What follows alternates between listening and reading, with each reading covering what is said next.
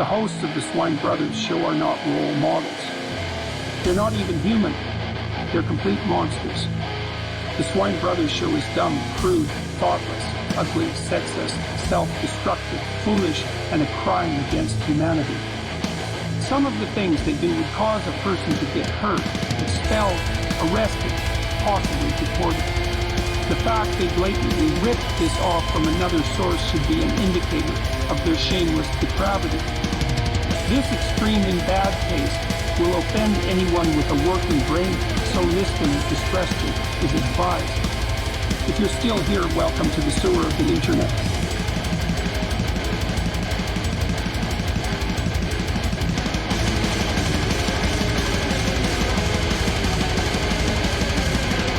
I can't stop fucking smoking cigarettes, bitches. Oh, I can get you to stop. I'll fucking have to kill you first. Hello and welcome to the Swine Brothers show, episode 202. Maybe my last in California, but probably not. More on that later. Yeah, if you'd like to get in contact with us, you can email the show at cosmicgodsdie@gmail.com. Facebook is still Swine Brothers. Twitter is still at SwineBro666. And if you noticed our new URL, I finally got rid of the stupid thing I've had since I was about 16. It's now youtube.com/@SwineBrothers. Oh, come on. We all know Gigi Allen is God. Yes, but what the hell's the one? That's because it was already taken. And it was like, try Gigi Allen has got one. I was like, okay, fine, whatever. And of course, like, comment, definitely comment, subscribe, share the hell out of this thing. We suck at promotion, kiddies. Share the fuck out of it. I mean, I had some promotional ideas, but they were all deemed illegal for some reason, like lighting the mayor on fire, or holding a gun to someone's head so they watch it. Allegedly. Yeah, we have never done that. No, we have never, and that's bad, kids. It's bad. Yeah, it's bad. I put enough guns to people's heads in video games. So, what is on the clown show for today? I keep going through all these fucking damn stupid groups around here, and they keep bitching about the same things on Dungeons and Dragons, and I just keep getting the impression that encounters I've never had with a bad DM.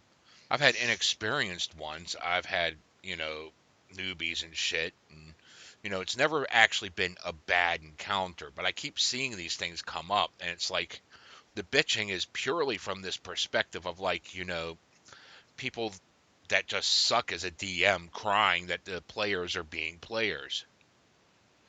And a lot of it boils down to them not having a concept of consequences. From what I see. You have not had bad experiences as that. I have, unfortunately. Thankfully, my first experience was with you, which, granted you're a, self-destructive crime against humanity, but you're a pretty good DM. I let things go. I give you enough rope to hang yourself. Exactly. I mean, I see these people bitching about murder hobos. I'm just thinking, really? You're crying about them?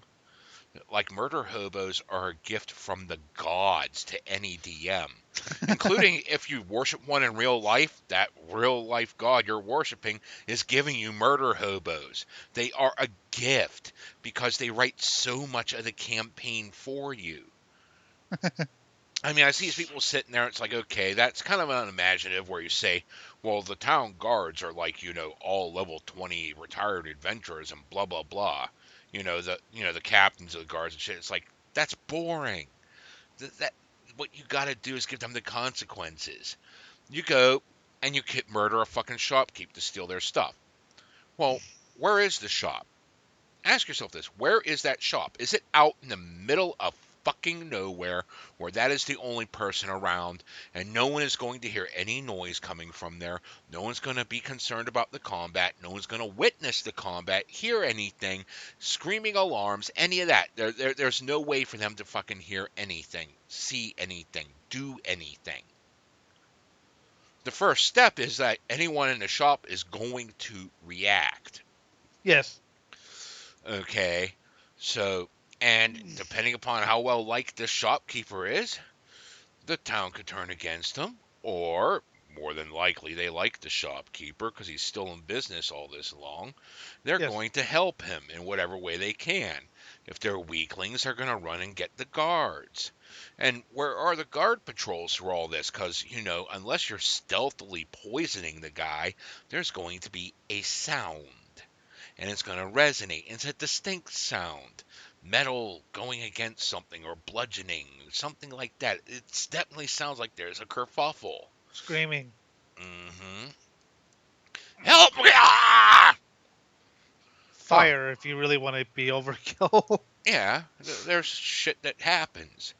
They're gonna come in. They're gonna start attacking and trying to take down names, and things are just gonna go complete the hell from there. Yes. And you could just keep going. They're getting experience for all their kills. Oh, I mean, I don't really give out experience for killing children unless it's done creatively. But Like the, throwing them in cannibal pits. yeah. But it took all 5 of them for you to get a single experience point. I killed 5 in cannibal and then shot one with an arrow when it went to kill the guards. Yeah. But yeah, No, so but the whole thing is there's consequences for your actions. It's not a chance to cry. Another thing I saw was like people crying. I just had someone say they wanted to cash in their fucking noble background to get free goods. Crack those knuckles, fucker. yeah, exactly. Because that's when you have the fun. Do you know what being a noble is? Where does the money from nobility come from? This little thing called taxes. Do you know what taxes are used for? Well, first off, they're used for projects to keep the fucking peasants happy. You build a fucking small temple, keep it maintained. You make certain they have enough food to go, because most of your money is probably coming from them selling their produce. You know, Hmm. and your peasants got to keep this going, and you also got to keep them guarded, which means safe and all that. You hire your guards to keep track of them. You're not just borrowing from the kingdom saying, oh wow, we're going to take the elite soldiers. No, no, no, you're a noble. You take care of your own shit on your own fiefdom. You only call in the kingdom whenever someone's invading. So you keep them more or less as protected as you can. That's where your tax money's going. And another thing that your tax money's going to is, yes, all those little shiny little gold trinkets. But you want to know what those gold trinkets are? They're Mm. useless pieces of bullshit that other nobility uses to gauge where your status is, how much the people under you respect you, and all this other shit to pretty much say you're a noble worth taking seriously. You're a noble family worth doing business with. Yeah, So go ahead, start draining the coffers. yeah. What gets sold, what gets pawned, what gets loaned out. And if you start draining too much money, buying that legendary +5/+5 fucking sack of shit, guess what the hell happens there? You've just put your little fiefdom into great debt, and they had to pull out loans from whatever other nobles you're allies with, and now you're going to owe. Yep. And there's a lot of ways to pay back, especially if you have all that top gear at level 1. Oh, yes, you're going on a quest. He's licking his lips. Goddamn. Yeah. You're going on a quest. Otherwise, it's peasant uprising time. Because they Well, had to yeah. pull out favors just to feed your fucking peasants so they didn't revolt. Just to pay your soldiers so they didn't fucking usurp. And that makes perfect sense. You made a mistake, so there are consequences. When I'd like to go back to the shopkeeper thing really quick because, as you know, that was my first thing in Pathfinder. Once I got tired of the maze or whatever, and I wanted to go out, and sell this stuff. And there was stuff I wanted that was too expensive that I never ended up using, but never mind that for a second. And so you know, it's a game. I'm going to go complete, psychopath, right? Hmm. and I killed the shopkeeper, and I killed his kid, and I killed a witness. Oh yeah, huh? You can't do that in the game. Not that I didn't realize it, but oh yeah, the guards are coming. You have to act. You either have to act fast, or you're going to be killed or arrested, or whatever the consequences would be. Maybe you're killed, maybe you're arrested, maybe you're shanghaied, and I own you now. No, that was another consequence. We'll get to Yes. that. So, but the point is, oh, okay, there are consequences. Well, we took some invisibility draft and snuck out. That was quick thinking. Uh-huh. You ran the And fuck away while invisible. That was good. And and I rewarded you for that because they didn't know who did it because you killed all witnesses. exactly. And then when the Whereas, goblin raid happened the next day, they had a viable scapegoat. So that just kept things going. And they had to keep this lie going. We're the heroes. While they're trying to destroy the town, they have to simultaneously save it. yes, which was sabotaged by someone who couldn't keep their damn mouth shut, but that's another story. Maybe you should feed your house more. We sh- that was glorious. You should That feed was your awesome. house more. Meanwhile, I was out. I was I, out. I had to actually take a couple seconds to think. Okay, how would no that's like a grave insult. The And that's another thing too. Whenever you're thinking up of these fucking consequences for actions, because that totally blindsided me there. Okay, whenever she said, because what happened was, okay, this woman came crying that, like, her son went missing, and you think there's a monster in the closet that ate him, and I wasn't around. Princess Punk's answer to the woman was, maybe you should feed the house more. I was taken aback by that. So instead of just letting it flow like, oh wow, let's blow this off, I had to sit there and think, no, no, no, no, there's a consequence for this because you just told a woman that it was okay that her son got eaten. Let's let's What parent worth their weight is not going to take offense to saying, I'm glad your son's dead. Feed your house more of your children. I gotta set the scene a little bit more here. So I was usually the one who took the initiative in that game, as I do, because I'm that type. I was off infecting, spreading my religion, so to speak. So she was left alone, and so yeah, when she said that, my reaction, I wasn't playing that round. My reaction was, oh, because remember, again, we're the heroes and we're supposed to be acting like the heroes. So my first instinct would be, of course we'll save you because, saving face. So my reaction when she said, keep in mind this is a public place. This is the tavern. Granted the bad tavern, but still. Frankly I'd be asking why the heroes were hanging out in the bad tavern, but maybe they had the reasons. But anyway, maybe to stop crime, I don't know. But anyway, so yeah, maybe you should feed your house more. And I'm sitting there thinking, oh fuck, oh fuck, oh fuck, oh fuck, oh fuck, oh fuck, fuck, fuck, fuck, fuck, And fuck. I'm glad you didn't just sit there and interrupt either, because that's good player right there. I You knew were not to capable interrupt. of realizing I'm not in anywhere Yeah, near this scenario at the moment. I can exactly. try rushing there, like, I have some premonition, but I can't do any more than that. I didn't even think about that because I fucking hate premonitions. I think premonitions are a completely useless plot device, and I hate them. And I think all writers who use them should be stoned to death. But that's another story. Oh, wait till you see how useful divination can actually be. Well, yeah, But okay, that's a so spell class. yeah, but if you're just like a normal non-magic person and you have some sort of premonition or feeling, it's like, nah, that just takes all the. Granted, I kind of used that once. Like, well, we'll get to that in a minute because I do want to talk more about what the elf did. But so yeah, so she got into some trouble with the mother, and I had to sort it out. Like I said, me as DM, it took me aback, so it's okay to have your character stutter as, like, in character with whatever, whoever the hell you're role playing as. as DM, have them stutter while you're thinking up the appropriate consequence for what just transpired. Because, yeah, she would be offended, but would she attack? Was the main question running through my head. Exactly. Because she knew that this was a fucking, someone that was a savior of the town. They have a reputation. So it's not just, them being the good guy, it's also how tough they are. And then I love the excuse he came up with. She just hasn't drank enough today. Just That was turning just her me. into a complete lush in perspective.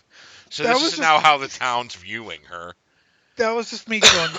Well, what am I supposed to say? That she hasn't drank enough. Yes, if she hasn't drank, she could. So, and actually, she used. I was a little annoyed by the Behold betrayal thing. I mean, it was great for the character, but I was annoyed by it because arr. Plus I couldn't comment on it because my microphone was broken. But that was actually a really good thing she did. He's been getting me drunk to shut me up. That was actually really good that she did, but oh my god, I hated it. But it's Um, great. Of course you're going to hate it, but we're playing an evil campaign. Backstabbing's expected. It's not expected in a lot of other campaigns, but in an evil campaign, yeah, it's expected. As long as you're mature enough to realize we're in character, boys. That's what's happening, and I'm going to have to accept the shit sandwich that comes with my betrayal being uncovered. I have to tell you this one. It's because you mentioned stuttering, and I have to tell you this little anecdote, which was I was playing with the DM, and my cat was on my lap, right? And cats like to claw. So I was doing a thing, I was giving a speech. All of a sudden, oh god damn it, cat! And the DM used, "There's no cat here. What are you talking about?" And you know, the DM knew that the cat was on my lap, but he decided to basically fuck with me by putting that was part of my speech. And I was like, "Oh," and I had to think on my feet. So I go, "Oh, I'm sorry. I took some of your bad alcohol, and I have hallucinations sometimes." Oh, okay. Continue. But that was like, but that was a little, a little just, he didn't have to do that, but he did it anyway. But anyway, so yeah, so betrayal. So later on, we were in a war, and she killed a mother that I was going to, proselytize. Hmm. And when the town guards came up, she said, "Oh, he's been getting me drunk, blah blah blah. He's all evil and stuff." So what I did, and the consequences, what I did was, uh, my thought was, well, my thoughts were very profane, but my thought was, okay, these town guards have heard rumors. What would Valorous do? Well, Valorous would probably throw one in the cannibal pit. Long story. And I remember okay, the jig is up. You just threw a guard into a cannibal pit. Yeah, If I hadn't killed all those guards and those kids, there would have been super consequences. yeah, there would have been. Because, yeah, the jig was well and truly up. Yeah. But You just. God, there's a lot to unpack here to just try to go off on, because the whole thing, okay, you keep consequences in mind all the time. There's positive consequences for doing things. You save the town, you get rewarded. And, Yep. not everyone's going to want to do an evil campaign, which is fine. It's not everyone's cup of tea, because there are a bunch of murder monkeys going on. And then you got the people trying to be all serious and exploring nihilism, but they're actually just teeny boppers that don't understand. So, I mean, if And, that's your thing, you can get into it. But, yeah, after a certain age, it's like, yeah, we've explored that.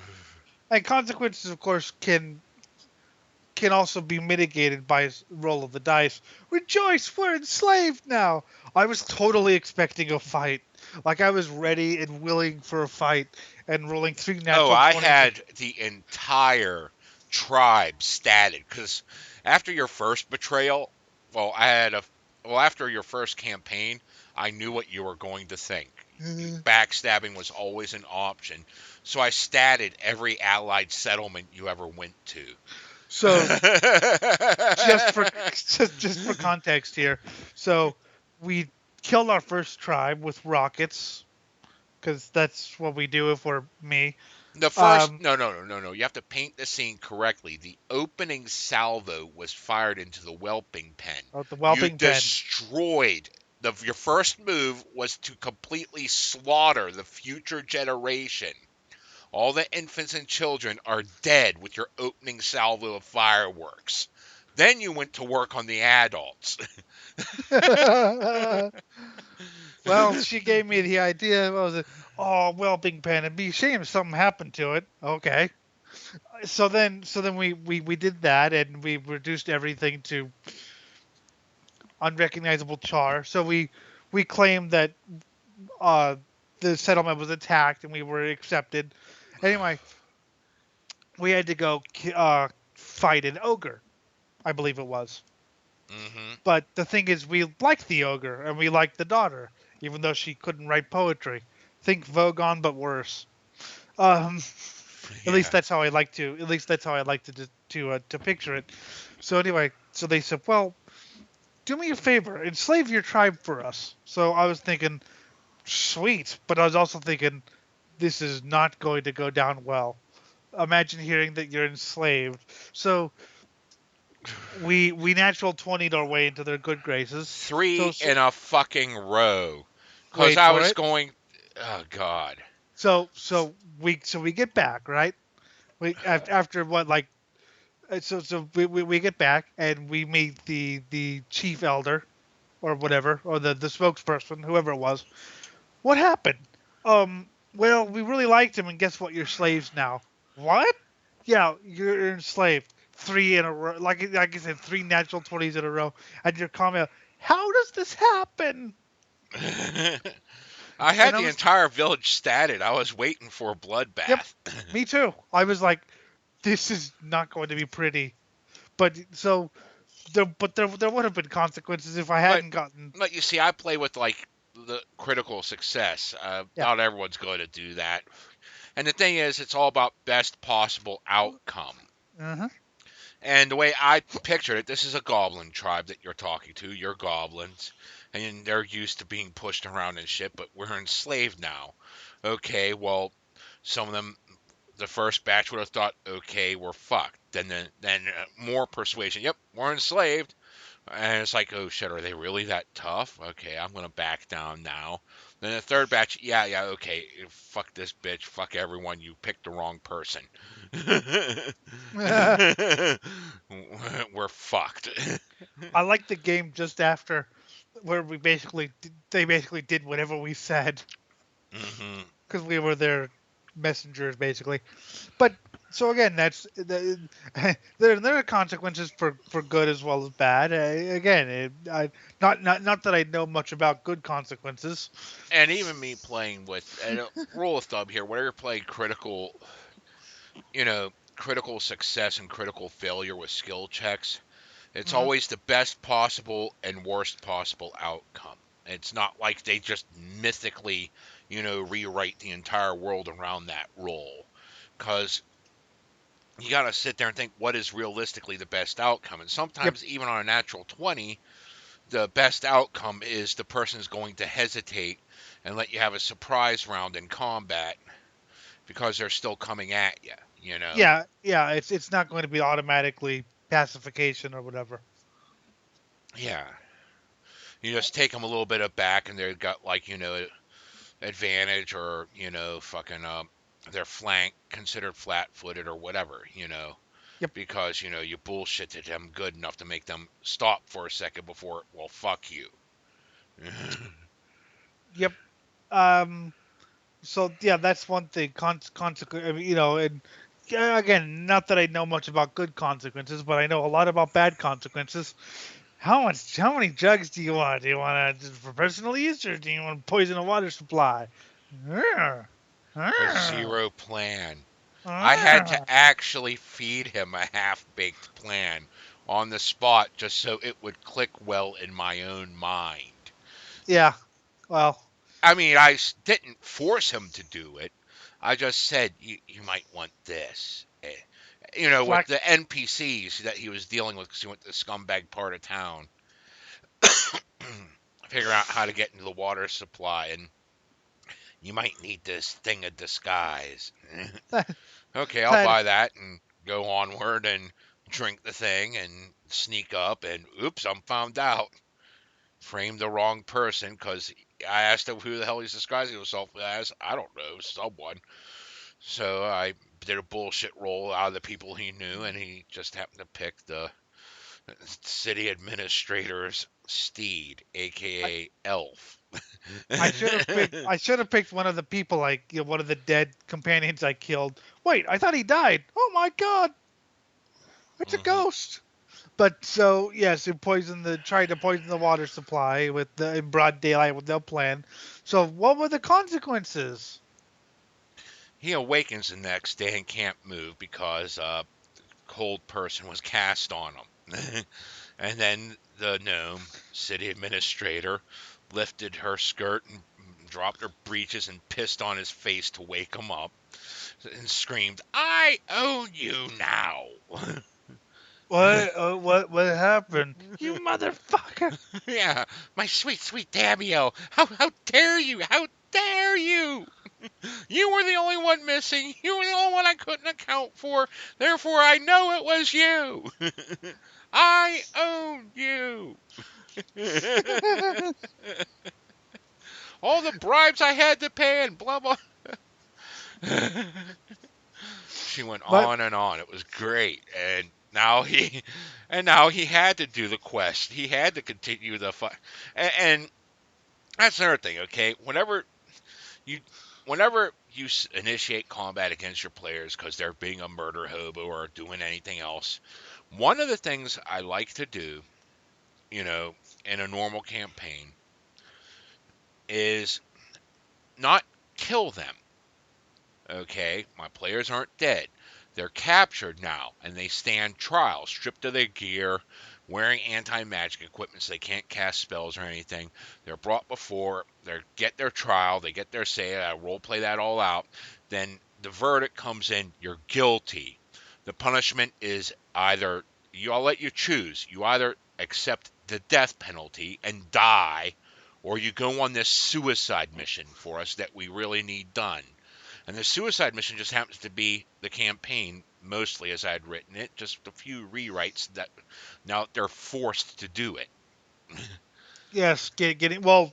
Yes, you like doing that, oh, okay. If he doesn't want to do the dungeon, I'll bring the dungeon to him. Oh, Um, that's another consequence I have to bring up because I kept dangling the final dungeon of the first arc of this campaign, dangling it in front of him, gave him all the hints, everything. About 2 3 sessions went by and they're like just goofing around in town, fucking around, it was screwing up fun. everything. Yeah, it was fun. And I kept telling him that the danger is coming. The danger is coming. Fine. Well, now they're severely beefed up. And if it weren't for Maricil making those cannibal pits, it would have been a lot worse for you. Yeah, probably. I mean, yeah, I keep bitching that she didn't tell me what she was planning, and I might have role Yeah. played things a little bit differently then if she had told me. But at the same time, her not telling me led me to make assumptions of my own. Because I did ask her, well, what are you planning? Oh, you'll see. Well, great. You just fucked over your DM then. I like to imagine with the way you described it. I like to imagine, even though I know what happened, I like to imagine like you're like we're like children. Come on, guys, do the maze. No, we don't want it. We're having fun. Come on, guys, do the maze. Yeah. Hmm. But yeah, so we were like, well, because I have more fun in the town than messing with spiders or whatever. Yeah, well, you see, the whole thing was, like I was saying, instead of, I took every creature that was in that dungeon, beefed them up a bit, and unleashed them onto the town all at once, and thus Nice. started the Great Goblin War. Yeah. So Okay, so, if if they're not going to play along with you, fine. Show them the consequences of enough time passing. yeah, you could have done these things quickly, but no. You could have Now done you, these things easily, one stage at a time, instead of everything showing up at once, and now you have a huge epic combat where you're massively outnumbered, the city's on fire, the jig is up, everything's going to hell right before you. You, Yeah, and you could how? have kept the guys up, but no. Yeah, but guess what? That was fun. Yeah, like I said, if it weren't for the cannibal pits that Maristil created, Oh, I'm sure that the cannibal pits probably saved our lives. oh, they did.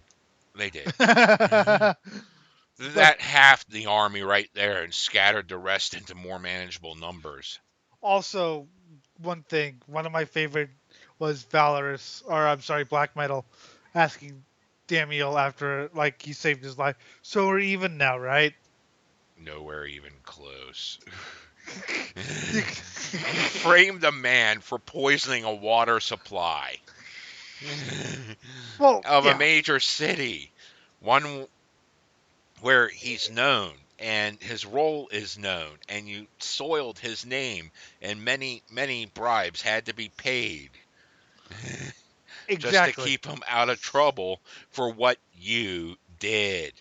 Well, of course, that wasn't me asking, as me. That was me asking as Black Metal. I know. Black Metal's not.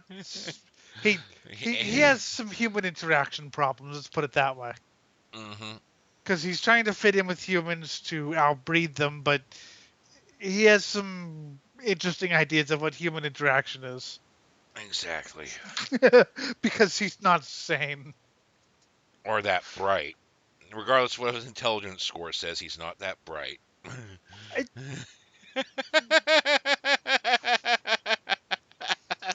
yeah, Let's poison a water supply with absolutely no plan. that's kind of how I play Let's him. sit here and let these guys that I'm using as cover get slaughtered and then mock them for being too weak and not lift a finger. And expect good things to happen. Oh, wait, they're attacking me because they're offended that their friends are dead because I didn't help. Well, that's how I played him, and that wasn't just me being stupid. It was he was going, well, yeah, but I helped with. You were stupid and you followed the dummy thing. I actually saved the guy, so why should I help your stupid asses? Meanwhile, they're going, wait, we didn't know that was a dummy thing. We thought it was a credible threat. Come on, man. But he's so full of Well, himself. yeah, he just He's lets so it all hang. Yeah, he's so full of himself that he's like, "Fuck you! I did it properly. You were suckered," and so he's like, "I'm not gonna help you with the bug thing." So yeah, they got rightfully. I mean, I'd be pissed too. Yeah. And then I had to kill them all. And the priest who was trying to be good was, you could tell what he wanted to say was, "You fuck." Yeah, But he what wanted to strangle you because you're now blowing his cover, and now he's got to come up with some bullshit excuse so he can continue having protection where he was going.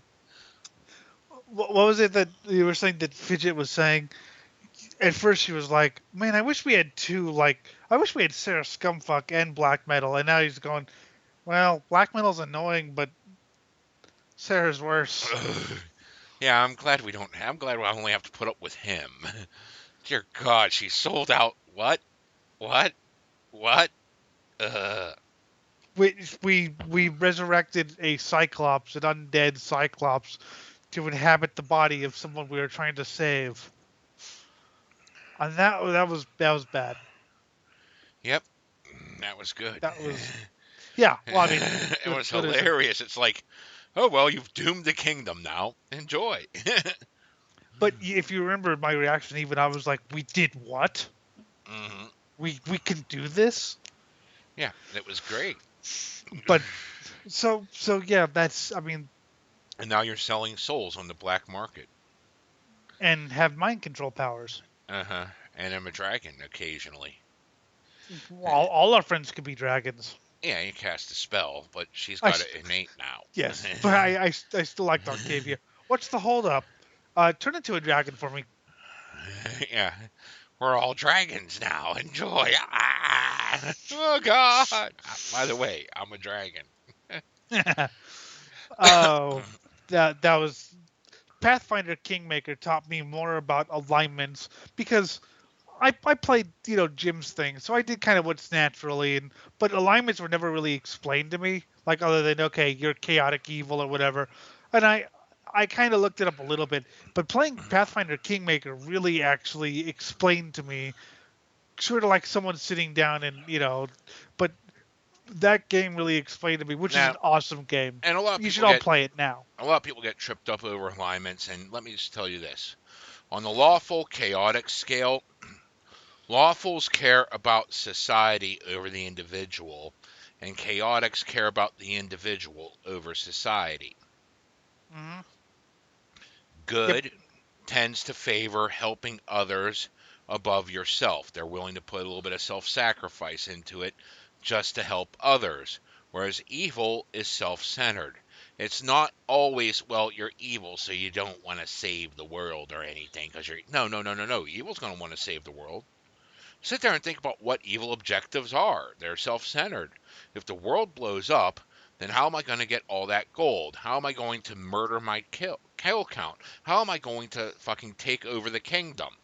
How am I gonna have fun? Yeah, how am I going There's to accomplish my goals if the world's blown up? No, I'm going to save the world. I'm even going to save it from that bad. I'm going to save the kingdom from the guy that's trying to usurp. Yeah, Because that's my position. I want that. I fucking backstabbed my way to the fucking top, and that guy's going to take it away from me? That's not going to happen. yeah, exactly.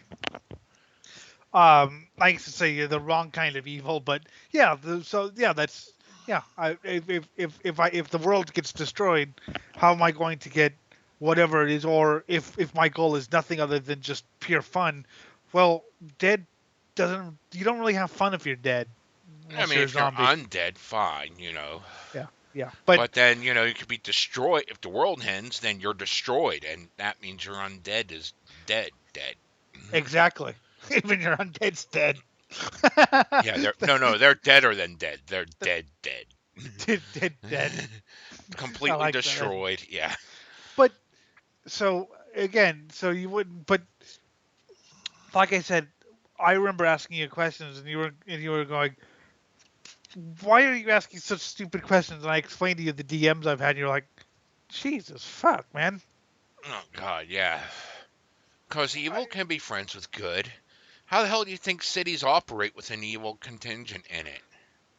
You but know, so what yeah, I the was told paladins might was, not like them, and they try to keep them at arm's length or a severe distance. But other than your lawful good paladins, you're still associating with people, and even your lawful good paladins, most of them believe in this thing called redemption, and they might be trying to redeem them, yes, but no and one thus believes in form a redemption friendship. anymore. Yeah, of course, no one believes in redemption.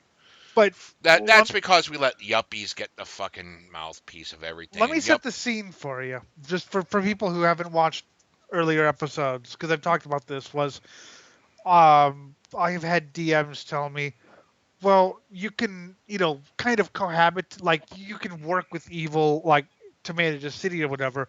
But like I was becoming friends with the character, like almost love interests or whatever, just boredom or whatever. hmm And oh, you can't be love interest with that character because you're chaotic evil and she's, I think, chaotic good. I was like, wait, why? I mean, haven't you ever heard of opposites attracting? yeah, and you also agree on one thing: you're both chaotic, so you both, favor the individual over society. I can So see if you you have said, something in common. Now, lawful good and chaotic evil, that is really tricky. You could be friends, but there's a lot of ideological conflict there. yeah, that's, I mean, it can work if you're both willing to forgive a lot. I still like when Octavia and whoever Octavia was fucking, like they would have little arguments because he was chaotic evil and she was chaotic good. So it was like, did you have to do that? Well, yeah, I like killing. Of course, of course. Ugh. She was just exasperated, but I liked it. It was like, Yeah, yeah, and the banter kind of fit like your normal like couple dynamic where there's always this banter where it's like, I love you too, you fucking bastard. What'd you do this time? yeah. I don't remember what it was, but it was, I broke it, and she was like, typical. hmm Just exasperation. Just I mean that's me and my GF with. What did you do this time? Of That's course. another thing. If like you're worshiping, like if you're both like the same on that one axis, like they were both chaotics and they were worshiping a chaotic neutral deity, the same one. There's Yes. far more in common there, because you worship the same god. Well, in their case, goddess, but Yes. And I know alignments don't always work in real life, but I've always described my girlfriend as a chaotic good. mm, She's definitely good. I'm more chaotic neutral in real life. I But don't I know think what that's I what am. makes me such a good DM in your eyes. I I don't don't know consider, what I because am. first I don't really consider myself that good. I consider myself ad hoc. But damn, I'm better than some of these bastards I see. Just and so much of it boils, and with the murder hobo thing again. So it's like they killed my plot important NPC. You're the DM. You can pull another one out of your ass. Yep. In fact, ask yourself: did they interact with this person at all? And if they did they get to know that this person has any plot significance? If the Yep. answer is no to both of them, scratch out the name, put in a new name. There. It's problem solved. You're the DM. They didn't know the name of the original. Hell, you don't even have to scratch out the name if they didn't even know the name and they killed them. So, someone actually said in real life, and obviously real life, of course, you can't kill people or whatever. Someone actually proposed that I'm actually more neutral evil in real life because I actually do have goals, very nihilistic and depraved goals, but I have things that I want, actually want in this world. But yeah, it's hard for me to judge because personally, I think Jim just transcends everything and just is insane. Good. Um, But so speaking of concept, so one time we were playing I was playing a character who was supposed to be the lawful good hero, right? And Mhm. I could play lawful. I prefer chaotic. I prefer vigilante types, but whatever. If you want me to play the hero, I can play the hero. Granted, probably really hammy and exaggerated, but that's just my way of saying I don't. No, that's But fine.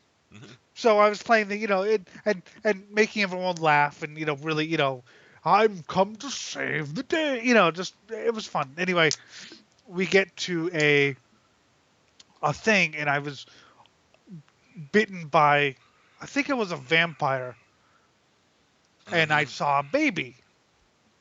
Oh, I was bitten by a vampire and the DM's like, oh, first off he's going, I don't know what I'm going to do now because you're supposed to be the hero. I was thinking, then turn them against me. Anyway, I saw a baby and I went, I want a baby, so I ate the baby, as you do if you're because Let the me way I stop you right there. Okay, the moment you eat a baby in front of a neutral and good aligned party, you've just clearly stated PvP is on. Because, especially if there's a lawful good paladin in the group, yeah, you're not going to walk away unscathed. The party is going to turn instantly against you. Because, I mean, hell, even most evil people don't like it whenever you kill the next generation. well yeah I want to get to that point in because that is actually a huge point I want to bring up, but let me just because it wasn't just I felt the way I had it figured was this guy is like totally good right, and Hmm. the moment he sees it he's having this evil coursing through his veins which he's never experienced before, so he's going to go a little crazy, right? Because Yeah. vampires don't normally kill babies. So it's sort of like if you've never done acid and you eat 12 hits, Oh, God. you're going to go. So this wasn't just normal. This was like good, and then having evil inject. So yes, he did something completely reprehensible. But rather than having PvP, the DM actually kicked me out of the thing. He Nah, nah. literally said, "Okay, I No, can't no, do no. that. You're out." The thing that should happen is you're going to die now, and it's time to drop a new character. Yeah, That's what should be happening at that very moment. You ate a baby in front of a neutral and good aligned party. Yeah, They're going to take offense. They are going to fucking murder you. yeah. There is no backing out of this. You're done. Get a new character sheet. Unless you somehow murder all of them, and that's probably not going to happen because you're going. I mean, you've just experienced evil like you've never experienced before. Your brain's not working. You're not going to survive this. Yeah. You know, Plus, it's like however many people are in the party versus you. yeah. Plus, there was a baby there, meaning that probably wasn't had by the party, so you have at least the family of the baby ready to kill you. Oh yeah, the And family wasn't happy.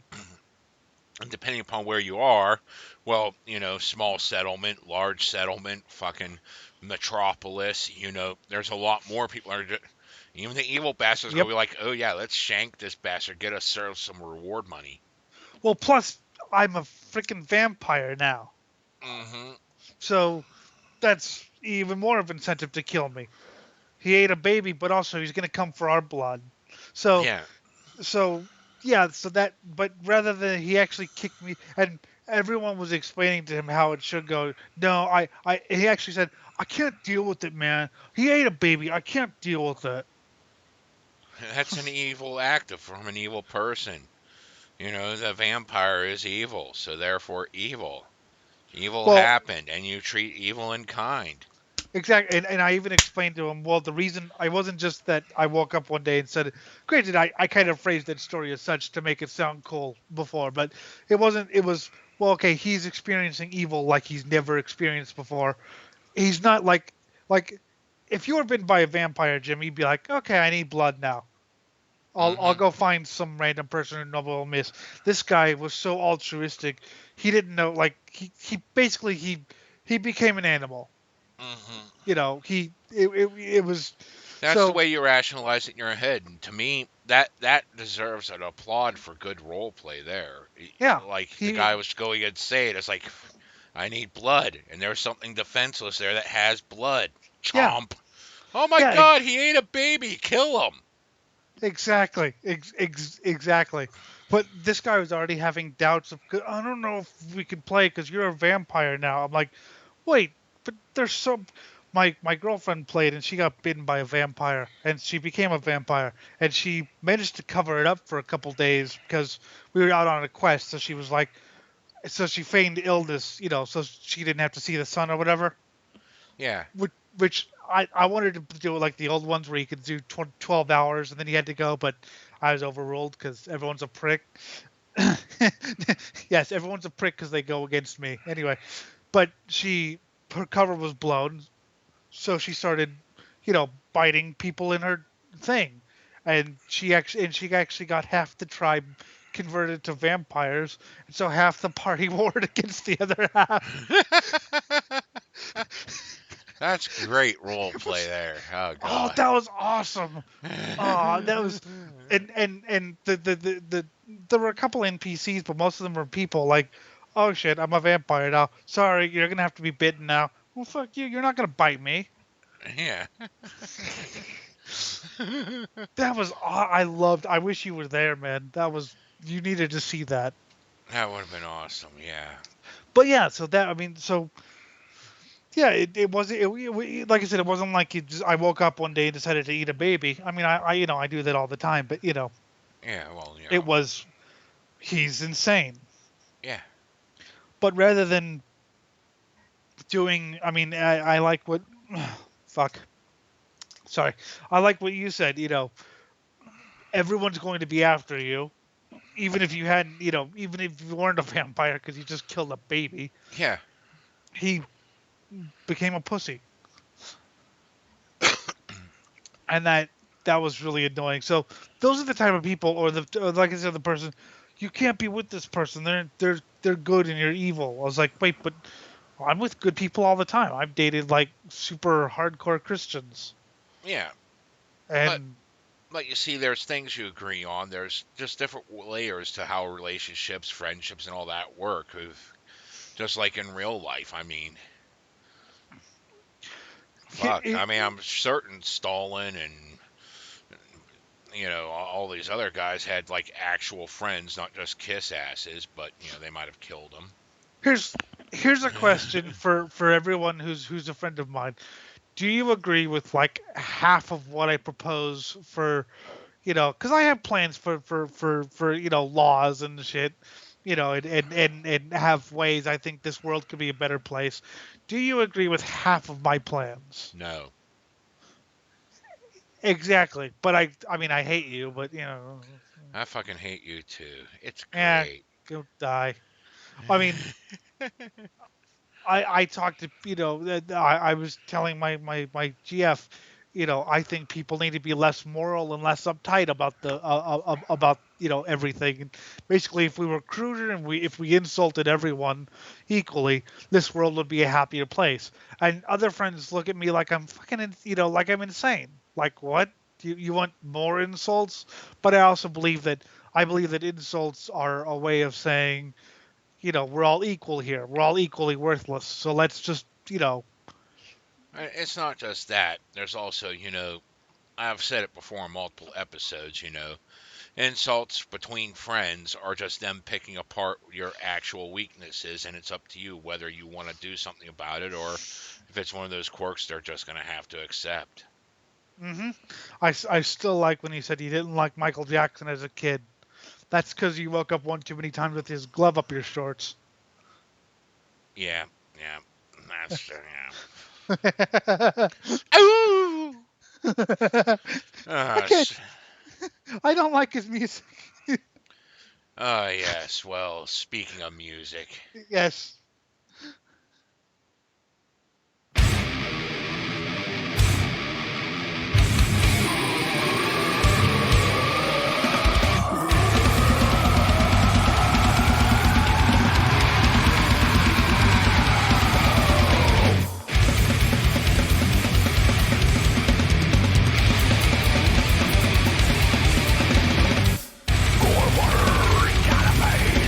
Gotta summon your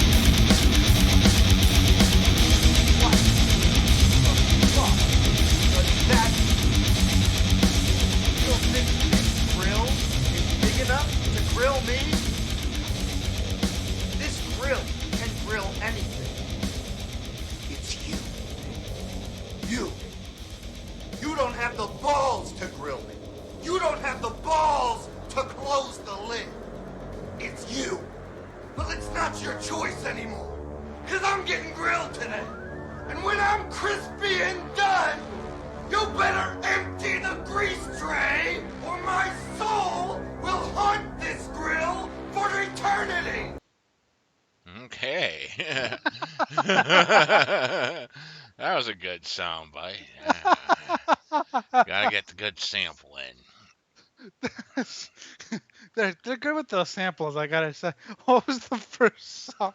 The first song was Corpse God with Remnants of a Fallen God. Corpse God happens to be close by me, somewhere in Pittsburgh. Yes, they're not even on Metal Archives yet, so they're a pretty new band. I think that's the only song they've released yet. Yeah, Unless, it's off of their first single.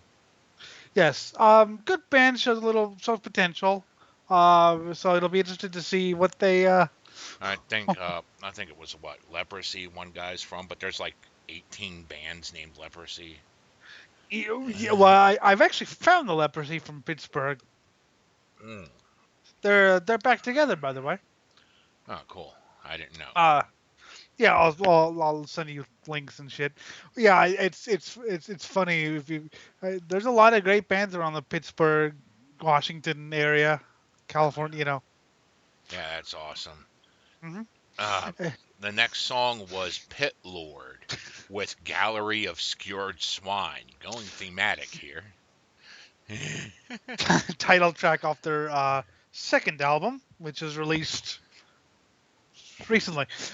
Pit Lord is from Davenport, Iowa. They are a death metal band that sings about grilling and meats and barbecue. I made a joke a couple of years ago that because if you don't know, I am a carnivore basically, Mm-hmm. and I said, we need death metal about cooking meats because I love cooking meats. And a friend of mine, oh, that sounds like Pit Lord, and they showed it to me. And if you can, yes, it's a drum machine, but it's actually really good. Of course, the the song titles are all punny, but if you can ignore the pun, it's kind of like Cannabis Corpse. Yeah, the song titles are punny, but they're actually pretty damn good. And besides, it's about cooking meat. Of course, that's a reference to Cannibal Corpse's Gallery of Suicide, and they have all sorts of grilling on adrenaline, Sons of Northern Breakfast, de-veganize, Yeah, that sounds fun. De-veganize. Yeah. and now I'm hungry as Anyway, fuck. you were telling me, a little while ago about like some of the horrible DMs you've had. Yes. Well, continue on about that. We heard about two of them. Well, so yeah, just like I said, evil and good can't be together or be friends, or well, what one did say what you said about but evil people don't want to save the world; they want to destroy it. I was like, wait, but they can't save the world from someone else and then destroy it. Yeah, really, you get the I credit, mean, man. You want the street cred for your deities, or yeah. yourself even. I am the destroyer of all reality, not you. Or like and there have been times where I befriended evil, and other times where I couldn't befriend evil. The chick who was the fount of chaos, or the fount of wrath, I should say. She Hmm. was convinced that the fount of wrath had abandoned her.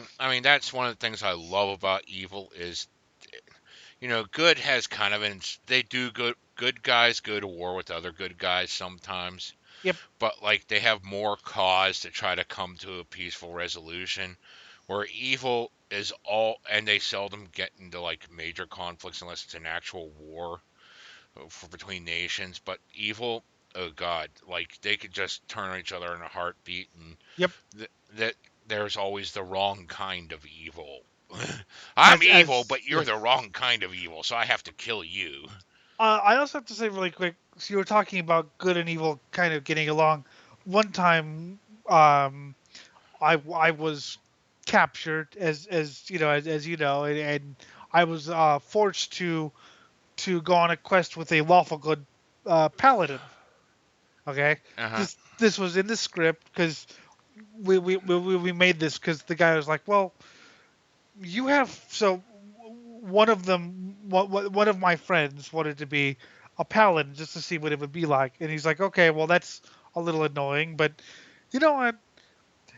Elliot has, he gets away with so much stuff. Let's see what he'd do if he was forced to cohabitate with a paladin.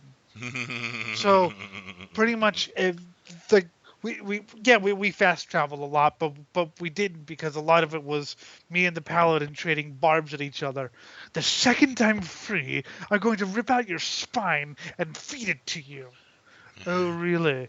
Well, the second I'm free, I'll kill you in the name of justice. It was just, and we were laughing, the whole, because we were old friends or whatever, but it was so like we were in character. I mean, the DM's like, could you guys not laugh? It was like, I can't help it. It's We're making horrible threats to each other. It's hilarious. Yes, it is. But there are other people in the party who are just like, whatever. These people are insane. But yeah, once we became free, it became player versus player, and I got a lucky shot and I handed the paladin's ass to him. Literally, I literally handed his ass to him. Oh, I understand there's some players that just don't get the idea of how to like role play this shit off, or like, and they just want to be disruptive or whatever. God, that's what happens whenever either they're too immature to understand what's going on, or fucking they're just never grew up, even though they're 30, and they still think they got to be the center of the universe. And God, but usually, the DM can mitigate some of this stuff and turn it into learning experiences. Very seldom do you come across someone that's just like 100% abhorrent, Yep, and you can't have them in your group at all, so you just start scheduling sessions without them after that one. You yep, know, sometimes you just gotta call it early. I've never had this problem, but that's my advice. You can always call it early. Say I gotta calculate some things, and then person who's utterly disruptive, just don't call them back. yep. On the And flip side, some of the horror stories I've heard have been DMs that just wanted to completely railroad things to the point where it's essentially they wrote a carefully worded script and even scripted out the die rules, and now you have to recite it like it's a teleplay instead of, a role playing game. I never quite had that happen to me, but I have had people. Well, but there's a town. No, no, no. You can't go to the town. You're under quest. I was like, is there a time? I mean, because if there's like a time limit, like do this in 5 days or reality ends or whatever, I can understand that. But no, no, no. I've scripted. I've mapped out this quest. You have to. It's like, well, that's not fun. I mean, that was. I mean, granted, I mean, not that it can't be fun because I've done text adventures and stuff, but part of what I liked about role playing was that I had the freedom to move and do things, I and mean, the DM had to compensate. your very first session with me, after all the fuckery you did in the cave, you said something along the lines of, "Well, let's go back to town." I'm like, "Hold on, let me grab my notes." And I had to fucking look up the town in the book and see what the stats of the town were and what the hell was there and all this other shit. Then I had to sit there and ad lib all the things to fill in the dressings to make it appealing to you. All the fuckery. Hmm. Dragon toy. Um, I had a point that I was gonna make, and then you changed the subject, and I forgot it. So fuck you. Die. I know. That Um, happens all the time. God, what? Oh, so fuck yes. So all the yeah, I was gonna say that's not to be confused with playing a character who thinks he's the center of attention, which all my characters do, and that's part of your job is to bring them down to earth, so to Yeah. speak. Because my characters I'm going to think get away they're with zero consequences. I own you. God, quit pissing on my face. No, I own you. I own you. it wasn't me. It clearly was you. You were the only one who was gone. Yeah, for that long of a time. What the fuck were you thinking? Oh no, wait, you weren't thinking, were you? Shut up. Yeah, exactly. I like to think that's what you do. And she's like, "Shut up! I don't want to hear another word out of you." Yeah, exactly. Uh? That be the size of it. Or better all be hear from you, buddy. You're Oh mine yeah, now, bitch. that's just how it runs around here. Fuck. There was another point I wanted to make that I forgot now. Fuck. Join the club. Yeah, let's see if I can remember now. Or you talk about something. I don't know. Um. So yeah, I've never had a DM railroad me to that extent, but I have had DMs. Oh, you be on this, stay on this quest, and then you can go explore. It's like, well, what if I ran off and they tried to find me? Oh, he's getting away again. Chain his ankles. Exactly. Ah, fuck. I But mean, I've heard tales of like, pretty much, the guy didn't say it was going to be like a fetish fest, but he tried running it like it was for whatever reason. Maybe because a girl was present, or maybe because they just wanted to degrade people, or the DM plays favorites. These are people that players should obviously, stay away from. Mhm. The first sign that you're getting a horrible DM is someone that says, I prefer DMing over being a player. Oof. 99% of the time, a person who says that is going 100% control freak that wants something really weird out of you. You want to avoid that as a player. Yes, whereas the good DM I got was constantly complaining that he had to be DM again. So I Yeah, told him, I eh, mean, I would much rather be a player. I love DMing. Don't get me wrong, because I love thinking of all these consequences. I love thinking of all this other shit. But I would rather be a player so I can create the havoc, so that I could suffer the consequences of my own poor decisions. yes. And one thing I love to do whenever I do play, especially if it's someone that's a friend of mine that's DMing, a really good friend of mine, I will play to beat the DM And anyone knows, whenever you play the game like that, you have just set yourself up for 100% failure, Oh yeah, which is what I want. I want to sit there and deal with those consequences. yeah. I haven't because I'm not experienced enough, but yeah, I I know that's not going to happen, but I still will try. I'm not experienced enough to even contemplate trying that. Oh no, I always try that because I've been a DM so long. Yeah, I know what the hell's going to happen. I'll sit there and specifically state, I make a wish, and those are my exact words. yep, So that way, now they have to figure out how to judiciate the wish. Oh god, that was another thing I saw that pissed me off because I swear this had to be like a newbie DM that was way too young. Because he was sitting there saying, yeah, like if they make a wish, I'll just have it blow up in their face or it'll be a fireball or something. Come on, let me think of things that'll like make them. It's like, dude, you don't understand how wish works. Because if you sit there, the whole entire reason wish will usually hurt someone is because it's the hubris of their wish. There's an unforeseen circumstance, a consequence, if you will, of them getting a certain thing that they wished for. exactly. And you wish for a fucking piece of legendary equipment. Well, okay, here it is. Guess what? Some other guy was carrying it with like level 30 fighters and wizards and shit, and you made them lose the battle, so now they're looking for blood. Exactly. They're hunting you down now. That's a consequence of, you making the wish. You didn't see that it was with, you didn't stop to think that it might be with someone that needs it more and is more powerful than you. Well, one But, time, and it's the hubris of your own wishes that gets you. I'll I I'll mean, tell you a good one. hmm One time, somebody wished again for a legendary weapon. There's one problem. The weapon was evil and took over their mind and turned them into a fucking killing machine maniac, who couldn't distinguish right from wrong, who basically just did the weapon's bidding. Hey, you have the legendary weapon now. Too bad you have no control over it. In fact, it controls you. So, okay. My very first D&D campaign, way, way back, I was about like 6, 7 years old. Okay, killed the goblin. I lost my first character to the goblin. Second character killed the goblin. The goblin had a ring of 3 wishes. I put it on. Now I wished for a gazillion gold. Then a gazillion gold landed on me, crushed me to death. yes, So my next character came in, took the ring, and he wished for a body that would never die again. Well, if you're dead and you can't be resurrected, you can never die again. oops.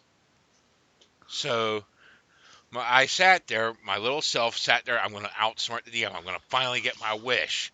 How am I going to get it? I only got one left. Shit, I have a lot of things I want. I know.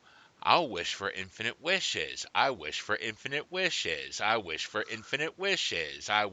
And just kept going on this loop. So I drew up another character who stumbled across the same room because that guy's lost now. He's just wishing for infinite wishes infinitely. Okay. Yes. I drew up a thief, and thief had backstab.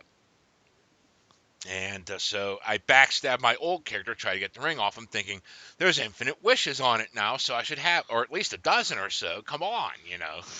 So I backstab him. And then time resets after I kill him, and I backstab him again, and he dies. I wish for infinite wishes, stab. I wish for infinite wishes, stab. I wish for infinite wishes, stab. So he's constantly dying, then getting reset back up, wishing for infinite wishes, and getting stabbed again. So that character's lost to. So that's a total of 4 characters lost to a ring of 3 wishes. All Oops. because I made the wishes. Guess you didn't know how to rephrase it. Did not because you were 6 or 7. By the way, the weapon thing was awesome. We had to run away from her because she was, basically under the weapon's control. But hmm she killed a lot of people. Yeah, I bet. By the way, you said you always try to beat the DM. I tried to beat a DM once. I got arrested for it. hmm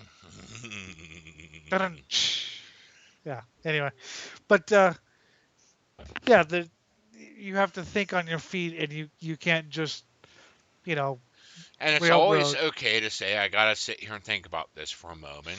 Or let's take, Well, a 10-minute smoke break or something, or Just I'll be back something, tomorrow. yeah, if it's really, oh God. Exactly. Yeah. I Yeah. You remember know. that Yep. one. Yep. Oh God. You know what I'm talking. You So, know. beginning of the session, Valorous and Mariseal go to the abortion clinic, and they get offended that the abortionist thinks that they're a romantic item. So the She gets very offended because she has a crush on Valorous, but he's too stupid to realize it, and he gets offended because Seal.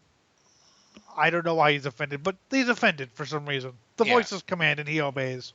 yes. So nothing against abortion. They just decided to burn down the abortion clinic and kill the abortionist because they were offended because how dare you assume we're a romantic item.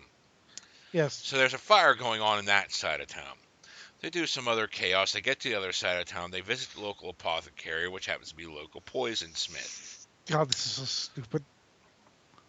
After seeing his poison wares, he's like, I'm going to walk away with that potion one way or another, and I got to decide whether it's by murdering this guy or paying him. He He decides probably could murder. have afforded it. Yeah, you could have. You had killed and robbed enough money by that point. Yeah. But, so he decides to opt for murder, which destroys this. The funny part was there was an accidental fire started in the middle of combat, but they put out the fire, then check the wares, find out they're all broken and spilled all over the place. They can't salvage it, so they set the place on fire again and leave. So what I wanted was something called Blade of Death, just because I had a huge sword and wanted to make it huger or It wasn't. deadlier. Yeah, it would have been deadlier. It was a pretty potent Whatever. poison. Whatever. He doesn't care. Damn. But anyway, so the point is, so yes, so once we realized that it was destroyed in a fit of rage, Valor's relights the fire. So the people are already on the other side. And I had to stop the campaign after that. After they got back Yes. to the tavern, I had to sit there and think of consequences. First thing that ran through my brain, okay, after I sat down and thought about everything and everyone was done, was like, okay, there's a fire on one side of town, and the fire brigade's taking care of that. Then a fire starts on the other side of town. Are they going to make it back to the second place in time, after marshaling those resources? A couple rolls later, no, they're not. Okay. The next question: what is the fallout of the second place burning down? Well, it's the apothecary. He's the local poison smith. I guess he's growing some of his poison in the garden. Is that going to catch fire? Yes, it will if no one's there to combat the fire. What's going to happen when the poison burns? Oh dear God. Oh, that's going to kill some people with the smoke. How much is going to die? A couple rolls later, a third of the town is dead Holy shit. because of a death cloud. Now then, the next question. Are they going to get blamed for this? Well, there was the goblin attack earlier this week. They're still finding stragglers. Maybe the people will believe that the goblins did it, so there's a valuable scapegoat. Okay, so they're going to get away with it. But let's see, is anyone going to be suspicious? A couple rolls later, yeah, it's going to be the local tavern they're staying at, which is the Sodomized Goat Monkey, the Scumbag Tavern. He's going to Yes. know. Now, what's he going to do about it? Well, he's in charge of corpse collection during plagues and shit. Well, yeah, he's going to have a lot of houses to loot thanks to the Death Cloud. That's a lot of money you just made him. So, yeah, he's going to suspect you did it, but he's going to tip his hat to you because you just made him a shit ton of money. And I like to think it only cost him one friend. I like to think he does look at you like, I know what you did. Don't try that here. Mhm. But thanks for your patronage. I like the Yes. Yes. money. And Valor's like, okay, I know not to, because he hasn't gone insane yet. Yeah, Well, he was he hasn't, already insane. yeah, but he hasn't lost the ability to speak yet. No, that happened once he became an NPC. Yes. You were Which like, is another way to deal with the whole entire evil problem. Just drop a new character, you're an NPC now. yep. Which is I. You were like, oh, you're gonna love what I did to Valor. So I was like, oh no, what did you do? Oh. He's just so whacked out of his skull on drugs now. And he calls himself God Emperor Mayor. Meanwhile, he can't even spell God Emperor. Yeah. And someone actually has to run the Ash Point for him, which is Hmm. formerly called Sand Point. It was at one point called Sand Point, but now it's Ash Point. Which is why we Oh, need the city administrator to run things. And thanks to her legalistic curse, she's bound to serve the town and whoever's in charge, but she can't be in charge herself. So she's always going to have some bullshit person above her issuing commands that she should not. and Valor's wife is Vorka, or Retta, or Vorka, real Vorka, not false Vorka. That's an interesting consequence we should talk about later. Who is way too insane to be trusted with leading. Yeah. That was an interesting one. That was the spur of the moment, and I had to rationalize it later. But that was an interesting. So I was playing as a girl named Retta, a girl goblin, because it's fun to play as a girl sometimes. I don't know, whatever. And we met this cannibalistic magic goblin, I think, called It was a Vorka. witch. Hmm. Witch, you're a witch. And anyway, You killed her familiar, which is where she gets her spells from. yeah. And Retta thought, well, she's a cannibal goblin. We have things in common, but we rolled a natural one and we killed her familiar, which witches Really don't pissed like. her off. So she, we fought, we killed her, and then we ate her, of course. But you have to understand, Retta's been licking her toad. They had hallucinogenic toads.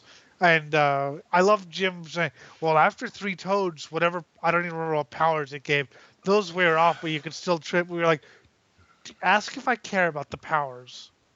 Um, so she's been licking her toad constantly and just tripping balls. And she was kind of sad about the fact that she had to kill her friend. So even though she's not a witch, she started calling herself Vorka, and the insanity took over. So when she met the reanimated Vorka, long story, her first reaction was, I am real Vorka, you are false Vorka. Now everyone knows she's not Vorka because Vorka's known and she's a witch. But are you gonna combat that? I love She's Vorka's. just too insane. I love She consumed someone and took over their identity, yes, but even though she still can't cast magic. yes, but she believes that she's Vorka. It's not like she's just saying it like to blend in. She told the real Vorka that she was the real Vorka, and that she was false Vorka. Yeah, And Vorka, what? This bitch stole my identity? yeah, that's what you get to take to hell with you. Yep, yep, straight to the abyss with you. Yep, yep. And everyone else who knows is so afraid. Yes, real Vorka killed false Vorka. Hmm. They, but that's I wanted to explain that because well, is she just saying that to, to pass herself up? No, no, no. She fully believes that she's real Vorka, even though she hadn't heard of Vorka until 2 months ago. Hmm. She doesn't remember her original name anymore. She thinks Awesome. she thinks she's real Vorka. But again, that's something that you had to plan for and react to, Yeah, which and I it don't. always confused the fuck out of me, but I had to keep going with it. Well, it also confused because the girl was playing a guy and the guy was playing a girl. That confused you. And then wait, Yeah. she's not Reddit anymore. Oh my god. Uh huh. And it just kept going downhill from there. So, but the point is, you reacted to it. You didn't try to stamp it out or anything. Nah, it had to be reacted to appropriately. It just added to the allure of people knowing this person's insane and they are strong. Don't fuck with. Have you ever seen someone steal someone's identity before? No, Like that? not like that. No. Me neither. I've seen That a was lot of impersonations, but I have not seen I am this person now. Even in my own head, I'm this person. yes. If it makes you feel better, I didn't I don't I've never seen that either. It It's was just awesome, though. I loved it. I It all love started because you consumed her flesh. You yes. consumed her, so you became her. It's like, God, this is next level. I love it. But at the same time, it was such a bitch. But I loved every second of it. Me It's like, too. because I'm constantly thinking, how are people reacting to this? She's strong and insane. Just roll with it. She's a goblin with a gigantic broadsword. Oh, Hmm. that was stupid. That was Oh, so yeah. There were major penalties to that roll because it was like a fucking great sword that was human sized. So you're getting a missized penalty already, and it's way too big for you. it was So it either was either you miss horribly, left for attacks of opportunity and shit, or you cleave things clear in half. yeah.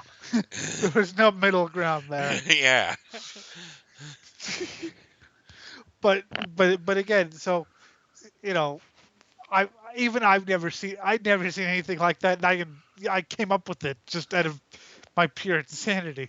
But again, rather than trying to stomp it out, which would have been dumb.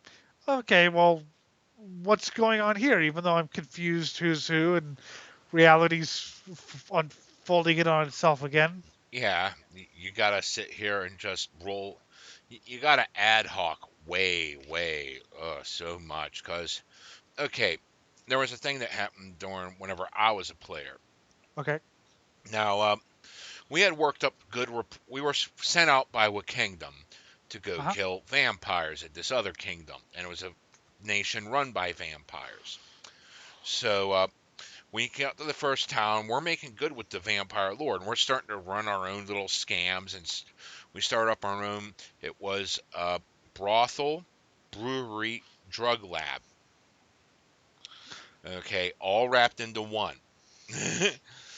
And that was our Nice. business we had started in this town, and and we had gotten some good rapport because the in life the vampire was a bard, so a hardcore partier. So he's like, I can appreciate that, and you're doing that in one of my enemy's houses that I killed. Awesome, great way to disgrace his legacy. Go Yep. for it. And the whole time we're here to kill vampires in our back of our head. We're trying to work things out with the anti-vampire group.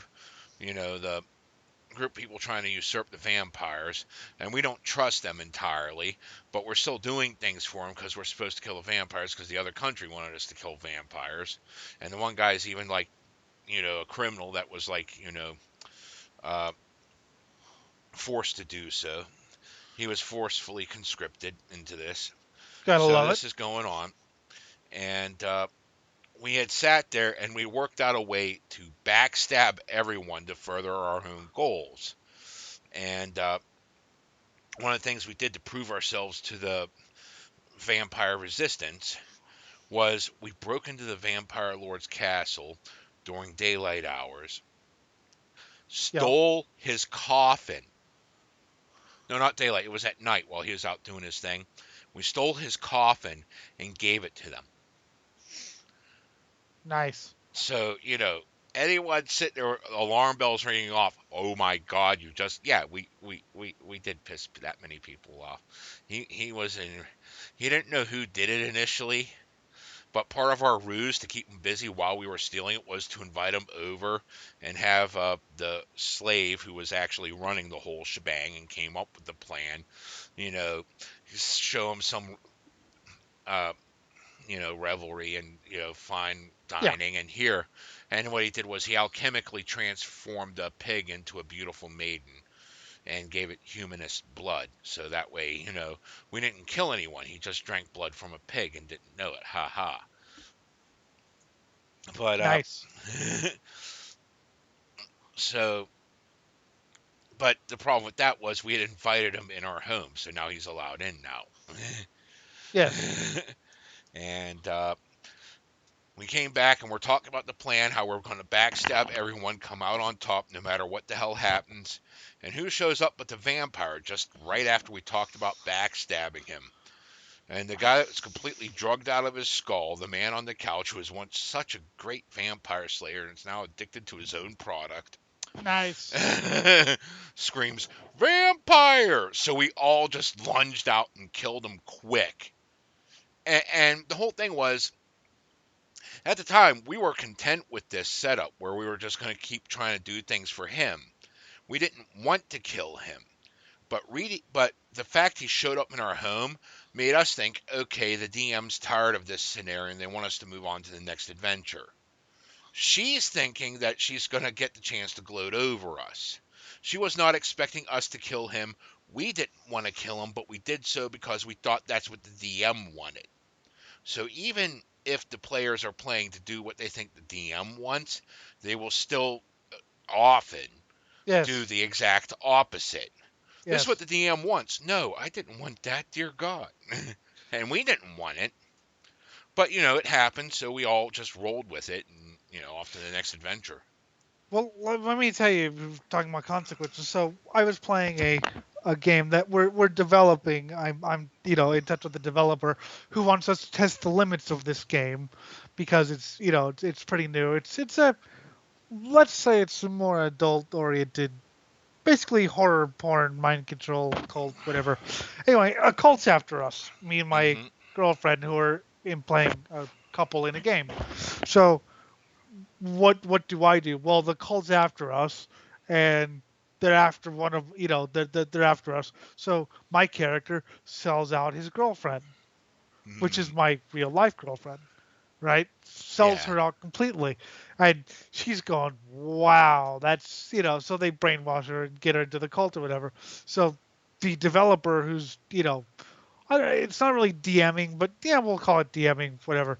So he's like, wow, you just sold out. Well, now guess what, buddy? She's after you now. I was like, yeah, I understand this concept.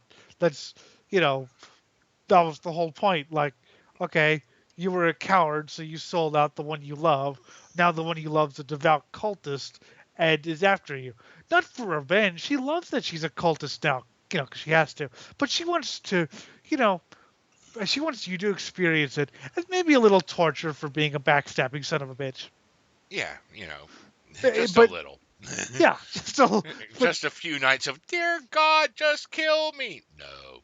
yeah, just for backstab. But anyway, so that's and another one was girlfriend was playing a character who was very brave and but incredibly curious. So she finds a coffin that everyone's telling her don't look at, break, destroy, bury.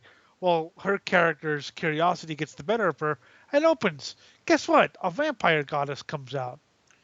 You know, that's one thing that pisses me off about a lot of these things too. Is like people complaining that players are saying, "Well, it's what my character would do." Well, yeah, it better be what your character would do, and you better be willing to accept the consequences. The moment you do something like steal from the party, you've just declared PvP is on. Your Exactly. actions have declared PvP is on. Now, Exactly. and the DM can just state, you realize stealing. Okay, so you successfully stole that, and now you're busted. Guess what? PvP is on now. What? Well, your actions dictated it. You took an action against a fellow party member, therefore PvP is on. They can kill you now if they want. They can choose sides and choose your side, or fight against you because you're a thieving fucking rat. Exactly. They could kill you, they could yell at you, they could, just have someone keep an eye on you, whatever. Yeah, but you've declared PvP is on, and they can react however they want to this scenario. Yes. So yeah, that's what my character would do. Yeah, good. That's what your character would do. Enjoy the consequences of that. So again, when she, met the vampire goddess and the inevitable happened, it was like, okay, you have yes, PvP is on, but it's not, you have to hide it. You can hide it or you can be blatant about it or whatever. So again, she hid it and started biting the cat, and again, we had a war going on with half the tribe, or half our party was at war with the other half. Various things, but again, as you said, it better be what your character did.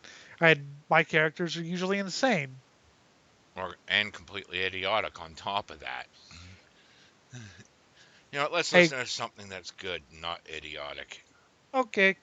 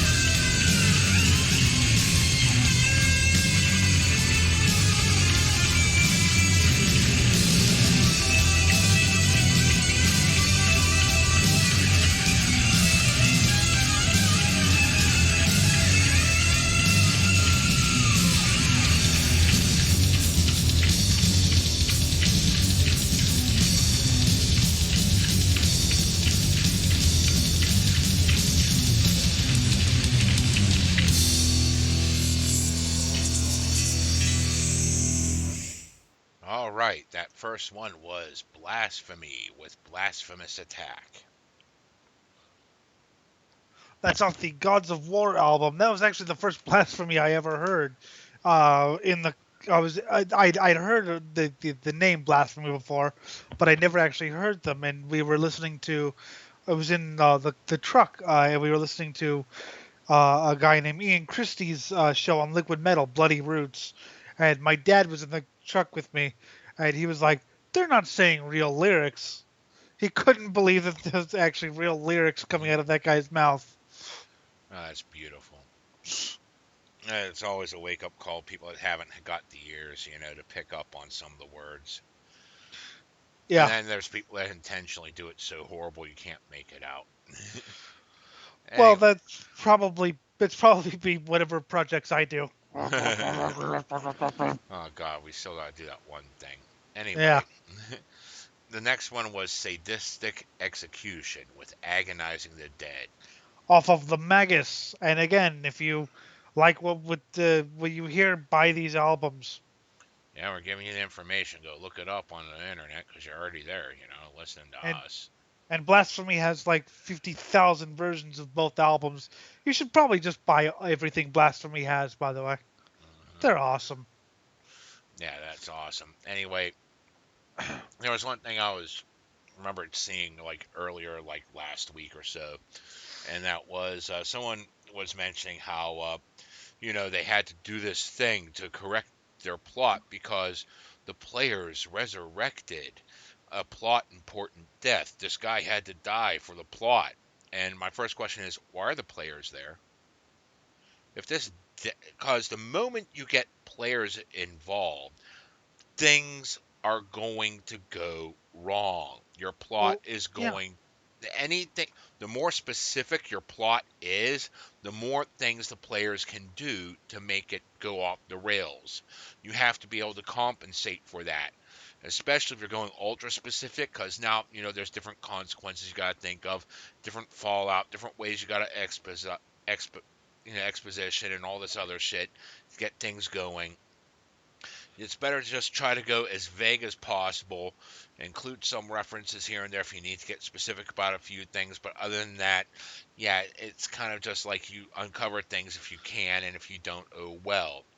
And like I said before, that whole thing about, we killed the vampire lord because we thought the DM wanted us to, but neither us nor the DM actually wanted to kill him. It's just that she mistook, her moment to go, aha, I'm going to now use you. Because that was the moment she was trying for. Yes. But it was vampire in the middle of our place. I guess she doesn't want us to hang out with this vampire anymore. Time to kill him. That's why I Because, do like, nothing if the DM wants, by the way. yeah, so, even if you're doing what the DM wants, you know, you're You're going going to to fuck up the misinterpret it. plot. Uh-huh. And if So, you're not, and a lot of times they don't know what the DM wants, so if the DM wants anything, that's why I try to want so little. let me put it to you this way. The players are not robots.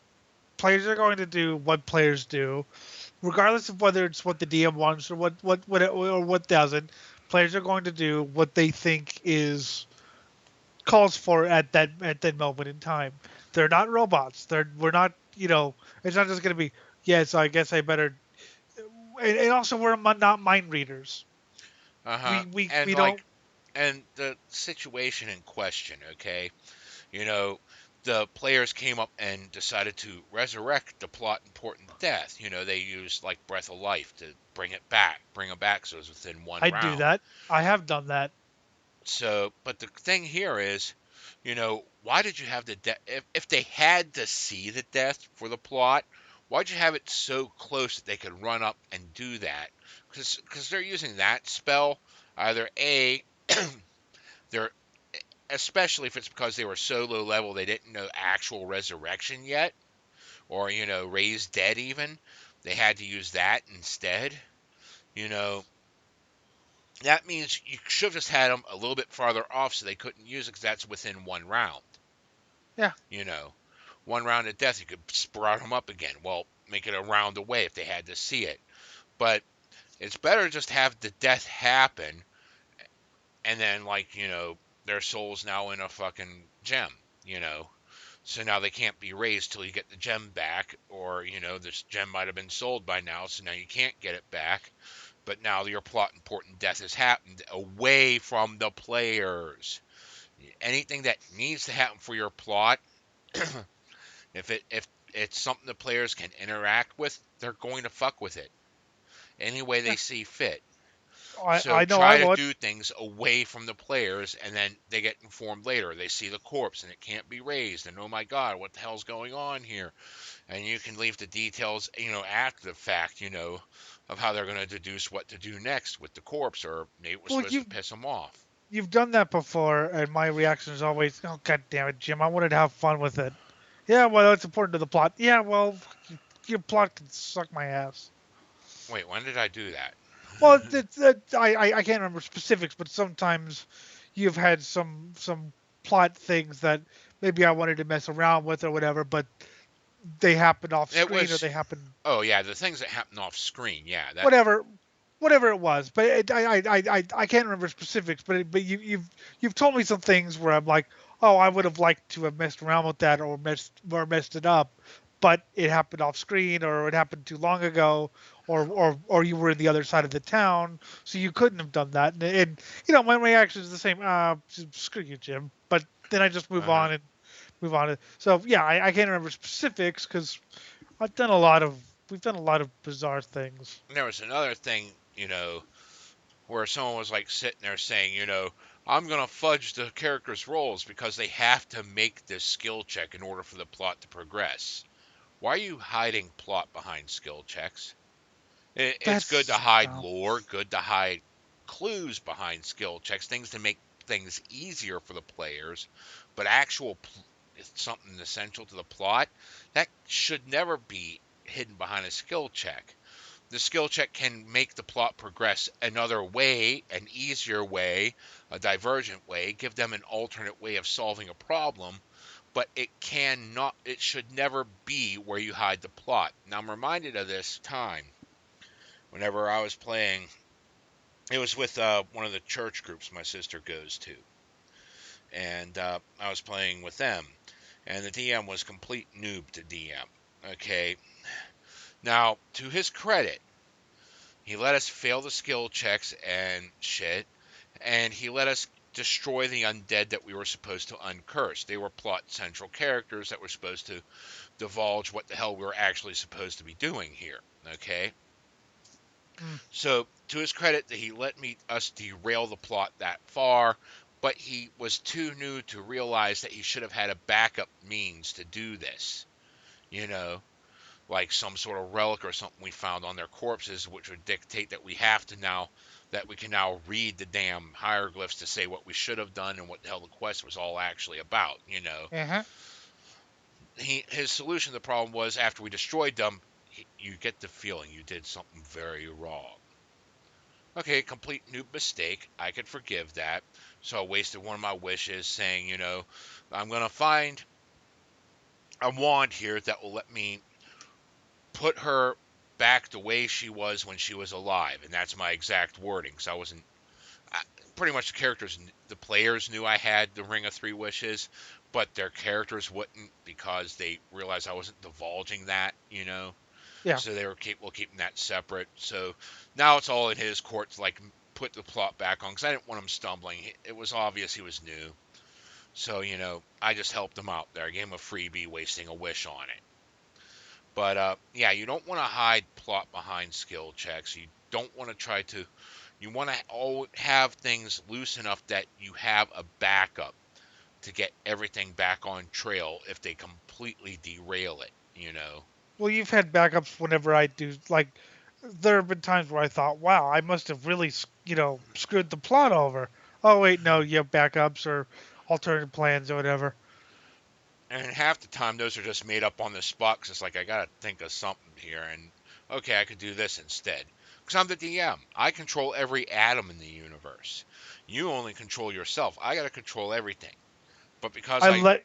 and the thing is, whenever you realize you have that much power as a DM, that you control all the gods, including the over deity, you have to use that power responsibly. Don't just sit there and say, now I'm forcing you to do it this way, unless there's a good reason why you're forcing them to do it that way, because they're victims of a enchantment spell that, enthralls them, or, they're now a vampire, or they're got caught and they're now being forcefully conscripted into the I own campaign. you now. Exactly. Or they did something extremely pathologically stupid. But you don't want to force them to do anything. Everything's up for them to explore. It's a cooperative storytelling thing. You're just running it. And yeah, it's your story, but it's more theirs, all the players, and how they interact with your world and this situation you're setting up for them. And that's what makes it progress better. And you just gotta be able to let them fuck things up before you and think of ways around it. And Yes. you kill a plot important NPC. Well, okay, what was that NPC in charge of? What made them plot essential? Can someone else fill that role? And if no one else can fill that role, and trust me, if they never interacted with the NPC and the NPC's dead, you just swap them out. They interact with the NPC, got to know a name, and then died. You could just scribble out the name and put in a new name. If there was some detail about them that was specific to that character, that had to be a hint for something else, well, you can either A, pass that off to someone else, or B, let them be dead, but have someone mention it, a couple times so they get curious and check the body. Someone did something like that, but it was like they were jokingly like they had the NPC. It was his friend who told them advice or whatever, and we were like, wait, but you don't know anything about whatever it was. He's like, well, my friend was supposed to. He was Bart or whatever it was. He was supposed to know, but he's died mysteriously. I wonder how he died. And that was the DM's way of saying, you killed my guy, you assholes. It Yeah, was, it was his, it was his friend who just, who gave it. I wonder how he died. you know, an experienced player knows whenever someone's green behind the ears and they're going to throw him a bone every now and then. But at the same time, once you get enough experience and shit, you should always have backups upon backups upon backups. Because the players are going to derail every single moment that you put them in. If you want, if you want your story, I suggest writing a text adventure or a a If it has to be, teleplay or a radio yeah, play or something. you're better suited for doing something like that. If it has to Which be 100% your way or the highway. which is fine. I mean, there's nothing. I love text adventures and I love the radio play, but that's not what I signed up for role playing. I didn't sign up for role playing games to be given a script. I don't even like Hmm. scripts in acting. Just like I said, there's always consequences going on. How is the world reacting to the players? Is a huge thing you got to take consideration. I mean, start small. The little community they're helping. What do they view the players as? The characters they're playing. What is their viewpoint of them? That determines their interaction. If it's always like, "Oh, you're here to save us. You're the chosen ones," well, expect them to abuse the chosen one. Yeah, Yes, that's I was that. only called the chosen one once, and that was by an insane person who chose me to eat a ham sandwich. You're the chosen one. You're destined to eat the ham sandwich. That was a real thing, and it was role playing. The guy, because the guy hates the chosen one thing. So he was like, here's the guy who's gonna call you the chosen one. You were destined to eat the ham sandwich. No, no. You see, whenever I was a kid, it was always like, "Yeah, I'm the chosen one." But around teenage, getting older, it started becoming, "Oh, come on, can't someone else be the chosen one? That's too much fucking work. I don't want to be the chosen one. Can someone else do this? I I would never want to rather be the get drunk chosen. at the bar. I don't want to fucking be the chosen one." Exactly. I don't want to fight the Goblin War. I want to get drunk, and so the way Valorous dealt with it was by downing whiskey in the middle of a war. And then he had to sober up when he got the premonition his plans were going to shit. Yes, that's the only time I ever used premonition was when the elf and Chucky were fighting. My friend Chucky, who I created because you let me create an NPC, and I mean, Chucky was total scum and would like kill people to impress chicks. and don't be afraid to let players do that either. Let them take over an NPC. As long as they play it consistently, that's less work for you to do while you're calculating things, and you could correct. And if they're doing things like, okay, the NPC is going to give us 1,000,000 gold. No, he says he's going to do that, but he actually pulls out a ball of lint. Yeah, You can correct what's happening as it's happening, but you can still let them be in charge of the NPC, and not just the NPC looks like an idiot or completely insane, you know? Chucky was meant to be a joke, but then I was like, okay, well, how would the owner react? Chucky, what have I told you? 3 kills in one night, no more. I can't keep hiding these bodies, damn it. Yeah. I'm so sorry, sir. She was hot, you know. You gotta kill people to impress the girls. Yeah. Just random murdering patrons. This is a paying customer. Stab. You're pretty hot, you know. Stab. How do you like these bodies I'm making for you? Stab. These are my sacrifice to you because you're beautiful like a goddess. Chucky, damn it. 3 kills, I said. 3. I 3. Yeah, that's 3. Chucky, that's 10. Oh.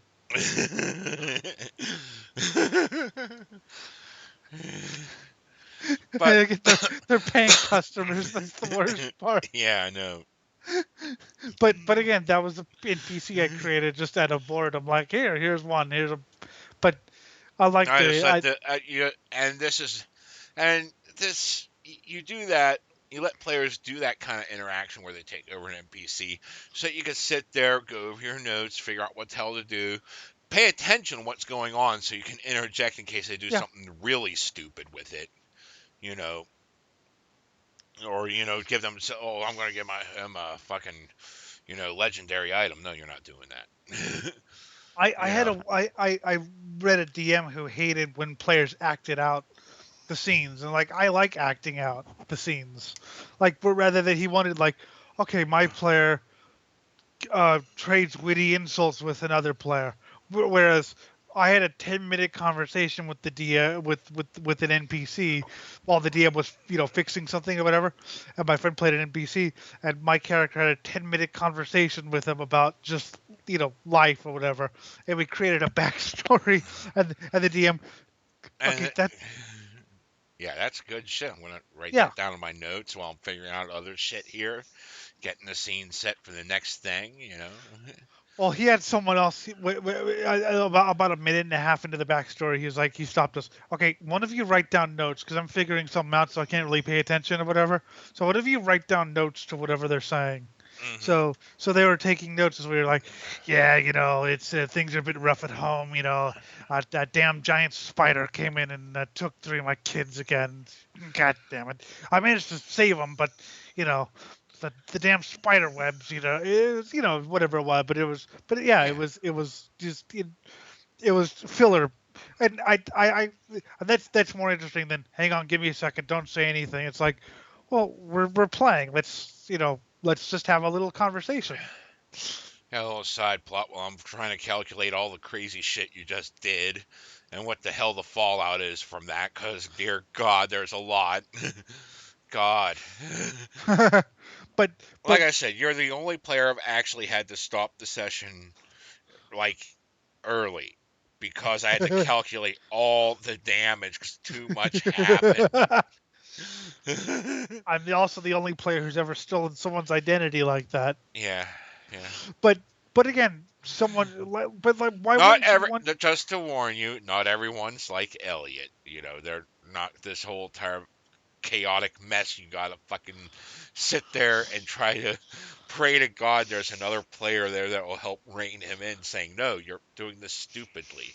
Or maybe coax them on to the most suicidal path. I like it when they get coaxed onto the most suicidal path. Please do. I'm doing it stupidly, really? That's what you think? Your mind is so limited. You don't think that I have a plan? Oh, I know you have plans.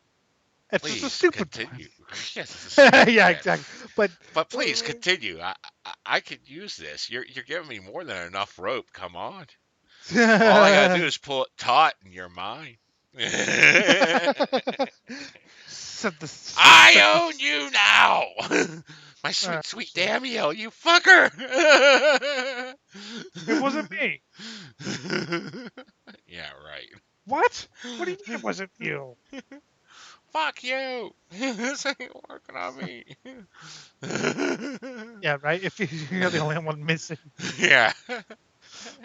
I wonder what Damiel's first reaction was. I wonder if it was, Can we kill him? Yeah, we'll go with that.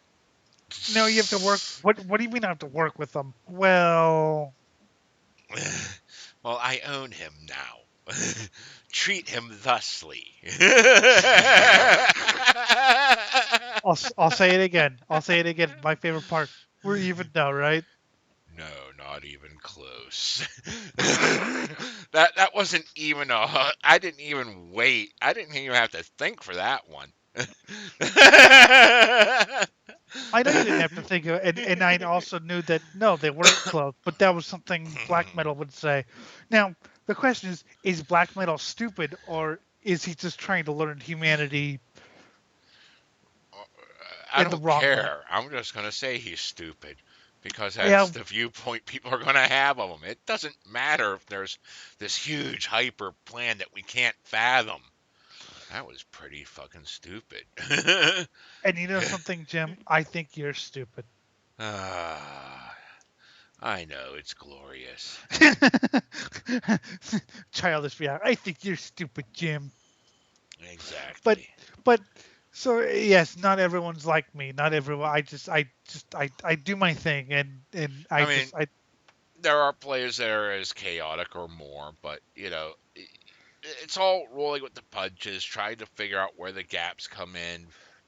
It, I mean, I have a huge thought process that's built up over the years because I've just become yeah, Elliot's put them to limits, but I've come so accustomed to the years of players derailing shit. It's like, okay, You know what so the what? scary part was? I didn't even think I tested the limits yet because I was like, well, all the stuff that he's seen someone shove a lock down someone's throat, so I'm probably not even. And you're like, no, no. Oh no, that story is awesome because Yes, that what story happened is was I awesome. started a campaign at level 1, and we round up going up to Yeah. killing all the gods in existence, including the Lady of Pain, and rewriting reality. Anyways, yeah, that was a very long campaign. At the beginning of the campaign, part of his starting equipment and money went to buying a lock, just a random masterwork lock, and it laid in his backpack to the point where many sessions later I had forgotten it was there. Yep. And he got in an argument with someone, and he said, "I'm gonna jam the lock I got down my throat." And then it clicked in my head, oh my god, that was part of his starting equipment. Okay, roll for it. He rolled, it was good enough, so he jammed the lock down some guy's throat.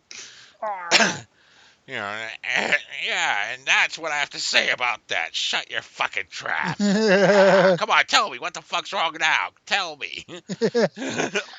but yeah, so I thought for I thought for sure that no, there's no way I've even scratched the surface. And you're like, no, no, you've done things that I don't even.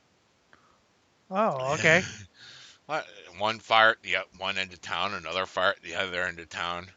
After a chaotic spree across town. This is after their introduction, where they first went to town and murdered a shopkeep, the son. Daddy, no! And then, another random witness.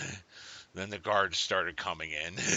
This is how they got introduced to the campaign. Yeah, Backstabbing After peacefully resolving the situation with the goblins, they went ahead and killed the goblins because he wanted the fucking dragon dragon toy, toy that the and goblins worshipped. then they wanted to kill. They wanted to kill us because we stole the dragon toy. But then you peacefully resolved it, giving it to them. Then you're like, I Yes. want it. And then you never cared about it ever again. Hey, hey, hey, hey. It's just That like you dragon. kill the shopkeeper to steal a magic sword. You never used a magic sword. No, I say Valor's cared about the dragon toy. He just never used it. But it Yeah. was always dragon toy. Blah, blah, blah. Oh, fuck. Yeah, right. Well, so I was convinced that we had killed him for the broadsword. It wasn't until I actually watched the the thing later that I realized that we never used the sword. Yeah. Because I convinced myself that we had killed for the broadsword, which I brought that up to him. You killed a guy for the magic sword and you never used it. That's yeah, great. But I and I it th- took him a while I to think. I think even for a time you thought it was the broadsword because like I was rewatching it a couple years later just to watch it, and it was like because like I said I had convinced myself that we killed him for the broadsword, and so I was like okay well no, and we'd even said that on the shows, yes, killed for a broadsword, and then it wasn't until I watched it later I was like wait a minute, that's the magic sword that we never used. Oops. Well, that was senseless. Yeah, it was a completely senseless murder. Yeah, This so happens sometimes. it happens all the time. When you damn evil campaigns. Oh, I see. Black metal, like I said, he did other stupid shit. He wanted to infect the anti-cheating league with the voices, but he cheated. Although he didn't think he'd get caught because he's black metal. Hmm. He Yeah, wanted to sure. infect the anti-cheating league with the voices so that they would become, rabid. I still like It wasn't a league. It was just one chick. She was a whatever. vigilante. Go away. But she found out that you were sleeping with two different people, and that pissed her off. Yes. So she tried killing Oops. you because she knew her secret identity. Yes. Oops. I should have waited. Oh well. And of course another thing. One thing I hate that players do, and this is new players who do this, and I've seen it, is they do random things. And sometimes I ask, okay, just out of curiosity, so why did your character do this? Well, I don't know. It's like no, don't just say I don't think about it, because I do a lot of random things, but I think okay, like the Vorka thing, or well, the two chicks. He seems to be getting along with Sela, so why is he fucking Marisil? Well, what's Sela's job? Yeah. Sela's job is returning slaves to their owners. Long story. Yeah. So because of that, she can't get tied down because Yeah. if she had a husband, they could trace it to her. Hmm. So she's like, okay, do this, whatever. It's actually better if you do the, and they still see each other and And fucking probably, Marisol just wants to be a kept wife. She doesn't care the circumstances yes. And black metal wants an army. of children. You want to know who else needs an army? Who else needs an army, Jim?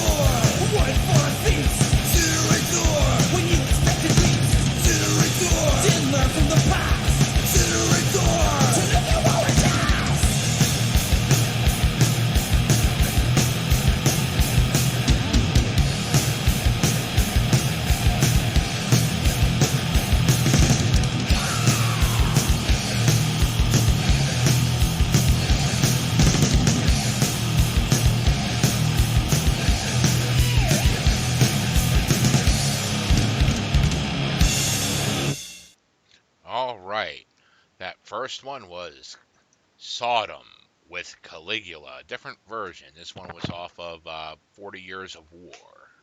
That's their new re-recording album with a completely different lineup. You'll notice it's a little bit thrashier, a little bit. The riffs are a little bit different. But I like that version. I still love the original more, but this is pretty decent. Sounds like something that you'd record out of a garage. Dig it. It's awesome. The second one was Slaughter with Disintegrator Incinerator. I think that Two in a, band's from Canada. yep, Slaughter from Canada. Two songs in a row basically because I thought, well, you need the disintegrator with the incinerator. That's off their Strapato album, and fans of Napalm Death might know that they covered that song off on their Leaders Not Followers Part 2 album. Well, Napalm Death cover a lot of really good songs. yeah. That's uh, sort of like Celtic Frost if they were faster. Chuck from Death joined them briefly. Slaughter, great album, great band. See, back to the point here. One of the things I saw people bitching about is min-maxers, and I'm like, why?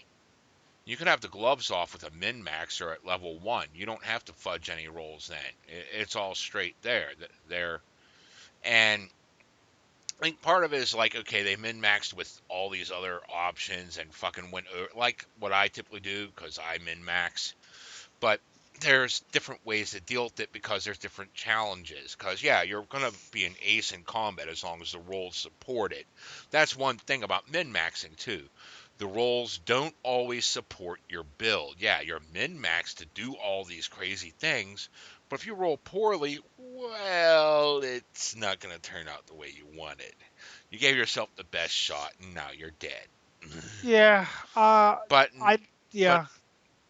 but if they continually go and the rolls keep supporting it, and there's an anime called Overlord, okay? And the whole thing is a bunch of level 100 players got transported into a fucking actual fantasy realm, and most people are like around level like 3. So they can completely devastate everything. And people are like, yeah, ultimate power fantasy. But as the seasons go on, you start seeing that they have different challenges that don't automatically appeal to them being completely OP. It's not complete.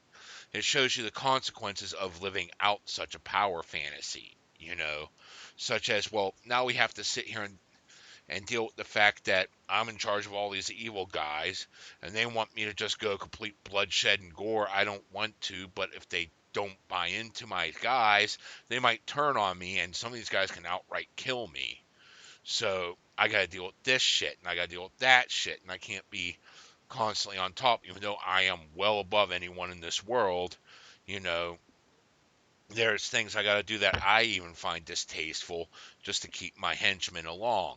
There's different ways you can do this through role play, making things more challenging, having different turns. You can also spice up combat a little bit by, they're good at combat, by having different terrains. So now they got to do skill checks while they're fighting, just different things so they're constantly rolling, and you got to figure out what the fuck's going on here and just give them different challenges.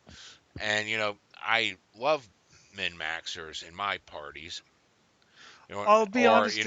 with me DMing, just because I can screw with them in different ways, and I could just take the kid gloves off at level 1. I don't have to fudge any rolls just Yeah, to make certain they survive to level 3 where, they're capable of shit. No, they're automatically capable of some shit. Let's go head balls in deep.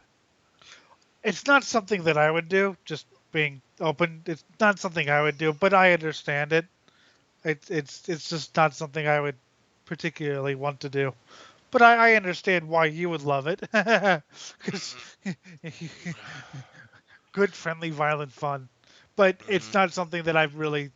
I don't know. It's It doesn't matter if you min-max or not. yeah, It's all about how you play the game. But there's one thing I saw where it's like someone's trying to shame min-maxers because that it was a meme that like someone was like passing their DM a character sheet where the guy had ones in every stat. It's like great way to make yourself the center of the universe by being the most unholy burden of them all. I yeah, pretty mean, much. that's just hogging the spotlight because people Yeah, have to cover for you constantly. You're going to die too quick. I mean, no, no. You're all ones and stats. No, no. I can see tanking one stat down to 3, or even with racial modifiers 1, or whatever the hell they're using for modifiers these days. Tanking it down to 1 to give something else an 18. If you're doing some point buy system, I could see doing that. But all of them, no. That means you're now a complete burden, and everyone is your crutch. Yeah, that's wow. This is like, no. That's not how. That's not going to shame it. That's horrible, That's a horrible, total horrible. that's an anarchy move right there. See, I'm not min maxing because I'm all ones. Great, you're a burden now. Which is why we're just gonna leave you behind. Yeah. Bye. Well, you can't do that. The hell we can. I mean, okay, the one campaign I was playing, I had a lawful good whipmaster fighter, and everyone else was a martial class. I was like, well, we're gonna need some magical support, so I cleared it with the DM, and I bought myself a dwarven slave. The slave runs things behind the scenes, by the way. Everything's his master plan. And because he's a slave, he's anytime the party gets busted, it's like, well, I was only serving my masters, and I'll serve you just as well. Please don't kill me. Exactly. Perfect out. Anyway, DM made the mistake of having a combat with him around. Now I'm a min maxer, so I min maxed him, even though he had crappy stats. I min maxed him, and like he leveled the enemy almost entirely on his own that she put near him. I was like, now you see why we leave him behind. He's just there for alchemical support. He gives me the potions that I could distribute to the party so we could do things because none of us are magical. That was his whole point of being Yep. there. And that's why I always left him behind. He's watching stuff. He's watching the place. Getting involved in a combat, he's min-maxed, hon. Yeah, those alchemist bombs are gonna fucking destroy everything. And anything that the alchemist bombs don't do, he's got plenty of alchemy ready to go. And yeah, it's not gonna end well. Yep. So, That. because Yep. she had designed everything for the martial party, it's like, okay, you got some magical support, some curing, so you could go a few more, combat encounters, here and there, and that's the way everything was planned. She wasn't planning on him ever. I never planned on him ever getting involved. I personally never planned on ever getting him involved, but the moment he was, it's like, okay, you want to see this? Oopsie. Yeah. Yeah. Yeah. So, but yeah, like it's yeah. um. But again, I was thinking about like you said, trying it's what my character would do. And again, my she was really her character is very curious and exploring, and she accidentally opened up a coffin, and there was a vampire goddess. Even though we told her not to open the coffin, her character, it was totally in character for her to open it because she was ever curious, and curiosity killed the cat. Well, curiosity turned her into a vampire thrall. Hmm. I don't think she killed any cats though. Killed a bunch of Yeah. humans though. And I think I said it before. I'll say it again. It's okay to tell them, okay, drop a new character. They're an NPC now.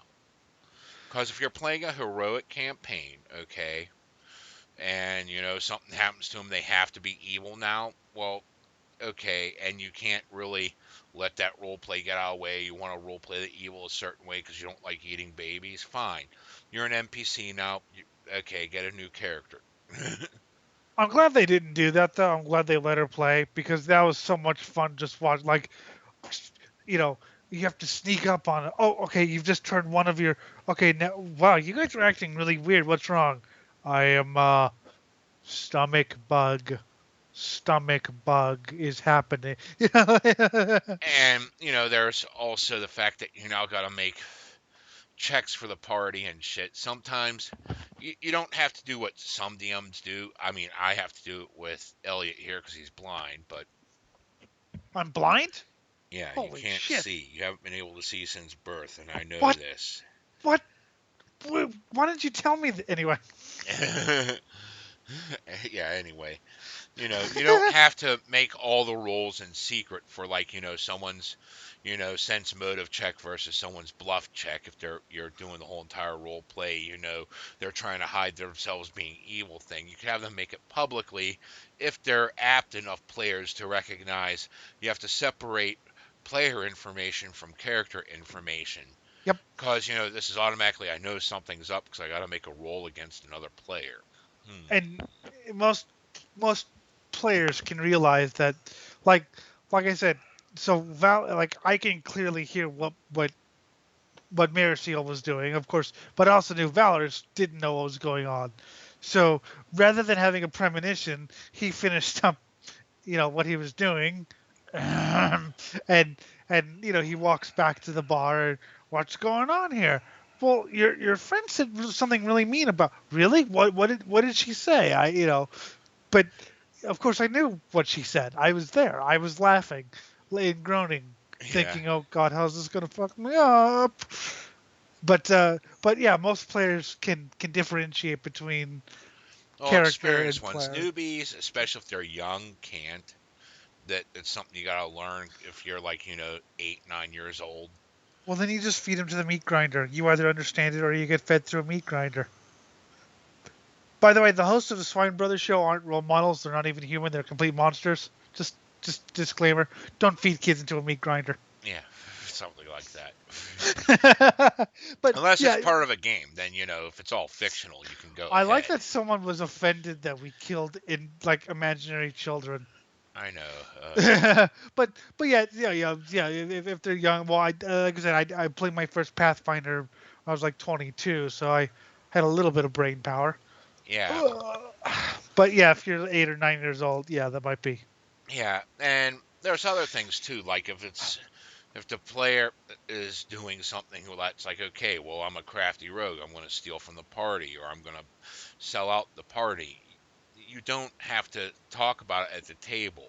Back in the day, it's like, okay, I think we got to take a 5-minute break. Then you pull the DM aside alone and say, I'm going to be doing this, and then you respond to them, okay, well, you're going to make, whenever I say make your rolls, I'm going to need, a stealth check, a sleight of hand check, and other checks along the way just for everything else, and then I'll have the other guy make his rolls, you know to count sense Yep, motive and perception checks and all that beforehand, so that way he doesn't know what's happening.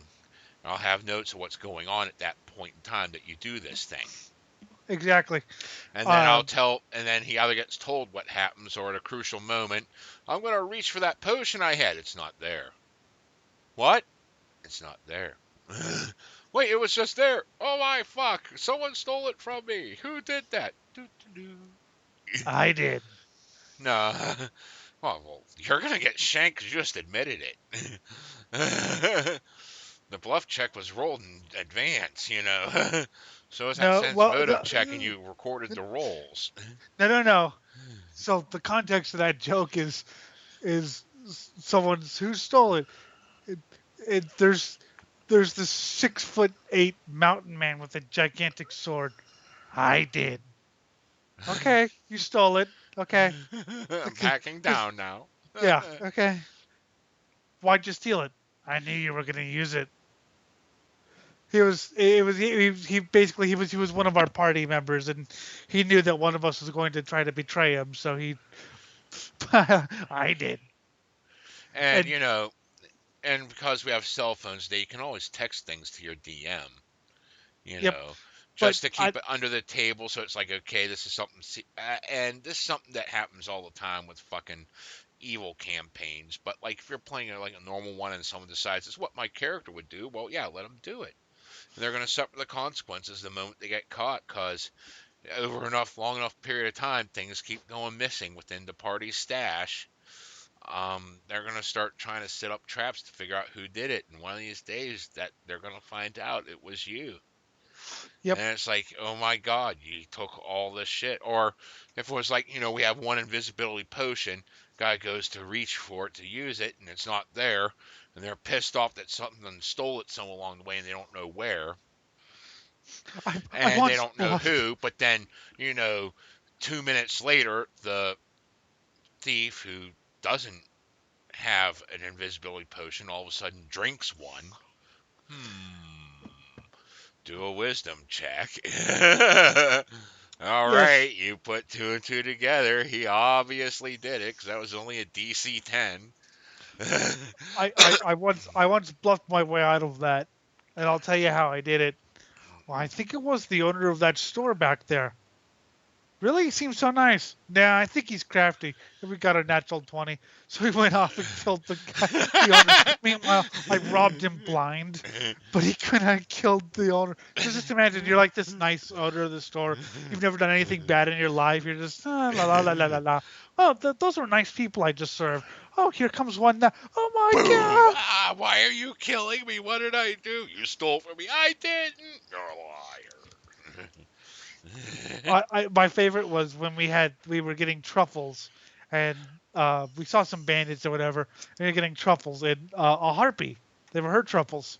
She, Who's been stealing my? Have you been stealing my truffles? No, no, no. It was those bandits back there. You see them? And we rolled a good Successful. score. Yeah. Yeah. So just imagine you're bandits. You're we're being bandits. It's fun. I don't know, probably singing a song or something. All of a sudden, I knew Slaw would catch us sometime, but not a harpy. What the fuck? Who pissed oh, off the harpy sacred grove? what are you doing? What's happening? Yeah, that's pretty much it. What's happening to us? But And then, but you know, yeah, anytime and of course, you know, if things keep going for a long enough period of time, eventually they're going to roll poorly, and they're going to get caught. of course, you can also roll poorly on your first roll, like I did. My very first roll was a natural 1. And you tried to set a statue on fire instead, setting yourself on fire. The elf So told now, me to set the statue on fire. well, yeah, you were obeying the titties, but you know. What was I? What else? But yeah, just set the statue on fire. Okay. Oh, you said I'm on fire! Ah! Roll another check, fail that. Okay, you're not dropping, and rolling, so you tear your clothes off. Now you're running through naked underneath your armor, which is chafing the whole hell.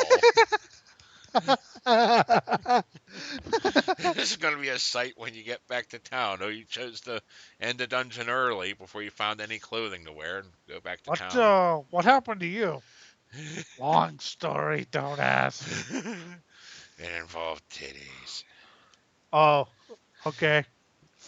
That makes sense. But yeah, the night of 1,000 long knives is going to happen if you keep doing shit against the party. Yeah, and that's why I always say, go ahead. Everything is just go ahead and try it. Make the roll, or you know, if it's something that doesn't even require a roll, it can always be something that leads to a consequence. That's why I said at the beginning, you know, fucking shit, got a noble background. Go ahead. What you draining the tax money for? How far are you going in debt here? Come on. Come on, I want to know how much I own you and what kind of quest I could set you on. Oh, don't worry. We'll just get bandits as tax collectors. That was brutal. That was glorious. Bandits are just... Oh, God, I love that line. That was great. Bandits are just adventurous tax collectors, after all. Yeah, sure. My life is a burden. Go for it. Meanwhile, our friends who have good alignments are going, I am so glad I could just ignore it. I'm not in her party. I'm not in her government. Yeah, we're just going to let this, like, fuck, do I disagree with every law that's ever passed here? Wait, we're selling souls on the black market? When did that become a thing? Well, and that's why whenever we could get the love interest, and we chose a good one and an evil one, and that's why I was like, well, you can do that, and like I said, you were like, you know, what do you mean? Of course you can do it, and I had to explain. Well, you know, I had to explain the bad DM, but I'm sure that in bed she's like, by the way, I have to say that your new policies are ghastly. Yeah. Yeah, I know. I know you think so. And saying, why doesn't evil save that evil can't save the world, that da da da da. Okay, there's a couple. These are like canon gods within the Pathfinder universe, Galarian, and one is Urgotha. Okay, she is neutral evil, and her main things are physical excess, disease, and the undead. Everything's Yay. about, pretty much gluttony, self pleasure. You're doing all this stuff, and the end of the world means, well, you're not receiving self pleasure. You're going to defend your ability to, ingratiate yourself to all the pleasures and excesses of all humanity. Just glutton yourself on every drug and, all the lust in the world and make yourself undead. If you're, yeah, it's going to corrupt that. There's another one, which is chaotic evil, a chaotic evil deity named Lamashtu, My second favorite. and she is the patron mother of any misshapen, mutated creature that's just born out of pure, like, goo and fucking unholy rituals and shit. So you, basically. Yeah. And the whole thing is, well, the end of the world would mean that she's not having any more abominations. So you're Exactly. going to want to save the world just so there's more abominations. Evil's got plenty of reasons to save the world. Yes, both selfish and religious.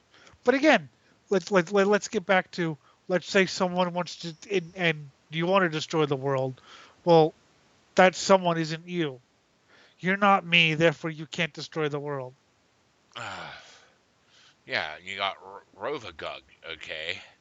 Yeah, destroying all the gods whenever he wants to kill them.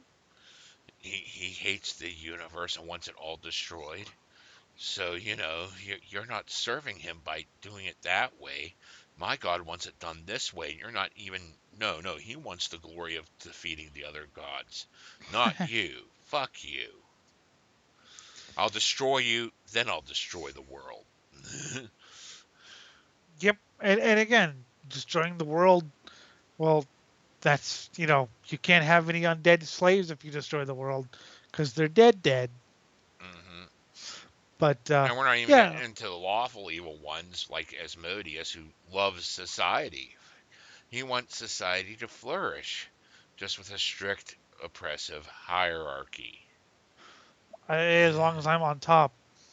hmm I mean, he loves his tyranny, and he loves his contracts. He loves his backstabbing deals. He loves all that shit. And the end of the world means, well, there's no more society. Fuck you. I gotta protect society so I can make it my society. Yay. I do better at chaotic than lawful. Even if it's, like I could do good, but it's more like a vigilante, you know. hmm But yeah, exactly. There's lawful evil and all that fun stuff. Uh huh. So it's like, and they can all get. I mean, hell, a lawful evil, blackguard can get along with a lawful good paladin. Just because they're both lawful and they can agree upon society is a good thing. Their ways of going about it are where conflict's going to arise, and the paladin may be attempting to redeem the lawful evil blackguard, whereas the lawful evil blackguard's attempting to corrupt the fucking paladin. So Exactly. But yeah, just saying that, oh, they can't because they're opposed or whatever. Like I said, I was forced to work with the paladin, and we worked well together. But make no mistake, the first, as soon as I'm set free, I'm going to rip your entrails out and feed them to you. yep, Well, as soon as I get free, I'm going to vanquish you in the name of justice. exactly. Oh yeah, well, I'm going to shove justice so far up your ass. Exactly. This is how it's gonna play out, and it's But we have to great. work together. Yeah, for now. Yeah, The sword of Damocles is swinging above head, ready isn't to it the stab, stab, stab. stabby stab stab? Yep.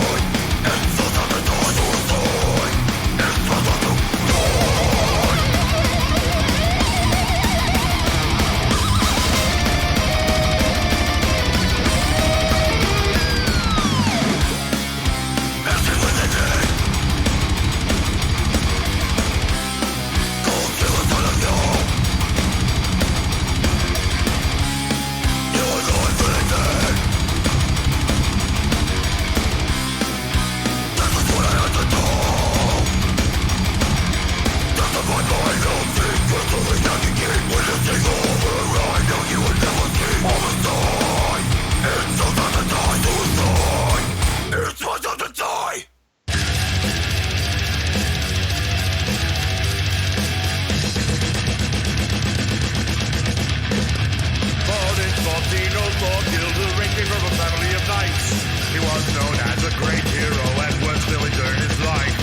In the 100-Year War, he served as lieutenant for St. Joan of Arc. During the second half of the war, as they struggled, but they made their mark.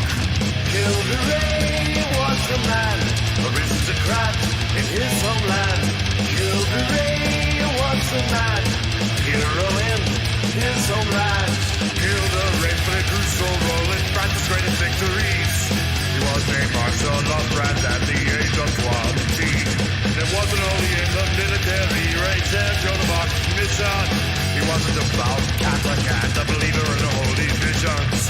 Gilderay was a man, aristocrat in his homeland. Gilderay was a man, hero in his homeland. After Joan of Arc's execution and his victory at Lagny, Ray came home and waged war against the kids in his vicinity. He would sodomize the children, mostly boys but girls as well. Ray would kill and cut them open and masturbate on their entrails. Gilderay was the man who cut up the French children. What Gilderay would do then is masturbate on their organs.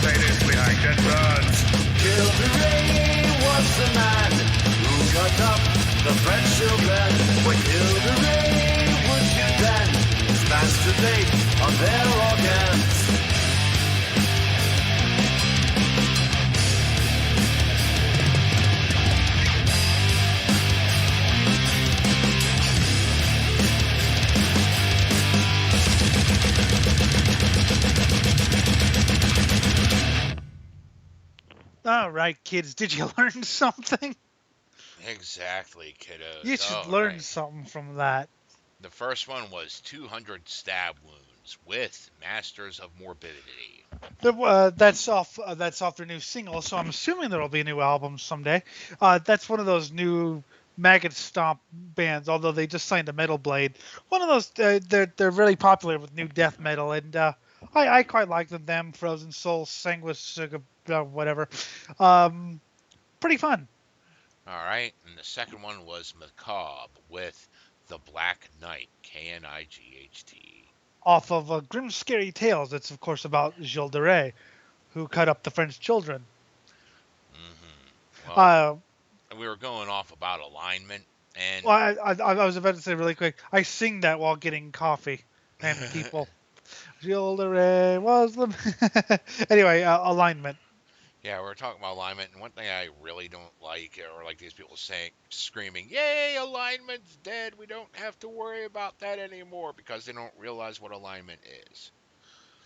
And the whole thing is, every alignment is to do whatever you want alignment. There's different justifications behind it, different ways to play it, but technically, yeah, every alignment is to do anything you want alignment. But if you want to get really technical, true neutral is the alignment to be if you want to literally do anything with no Yeah, restraints. Because even yeah. chaotic neutral, people tend to think chaotic. No, no, no, no. There's restraints because you're kind of more individualistic. You're further away from society.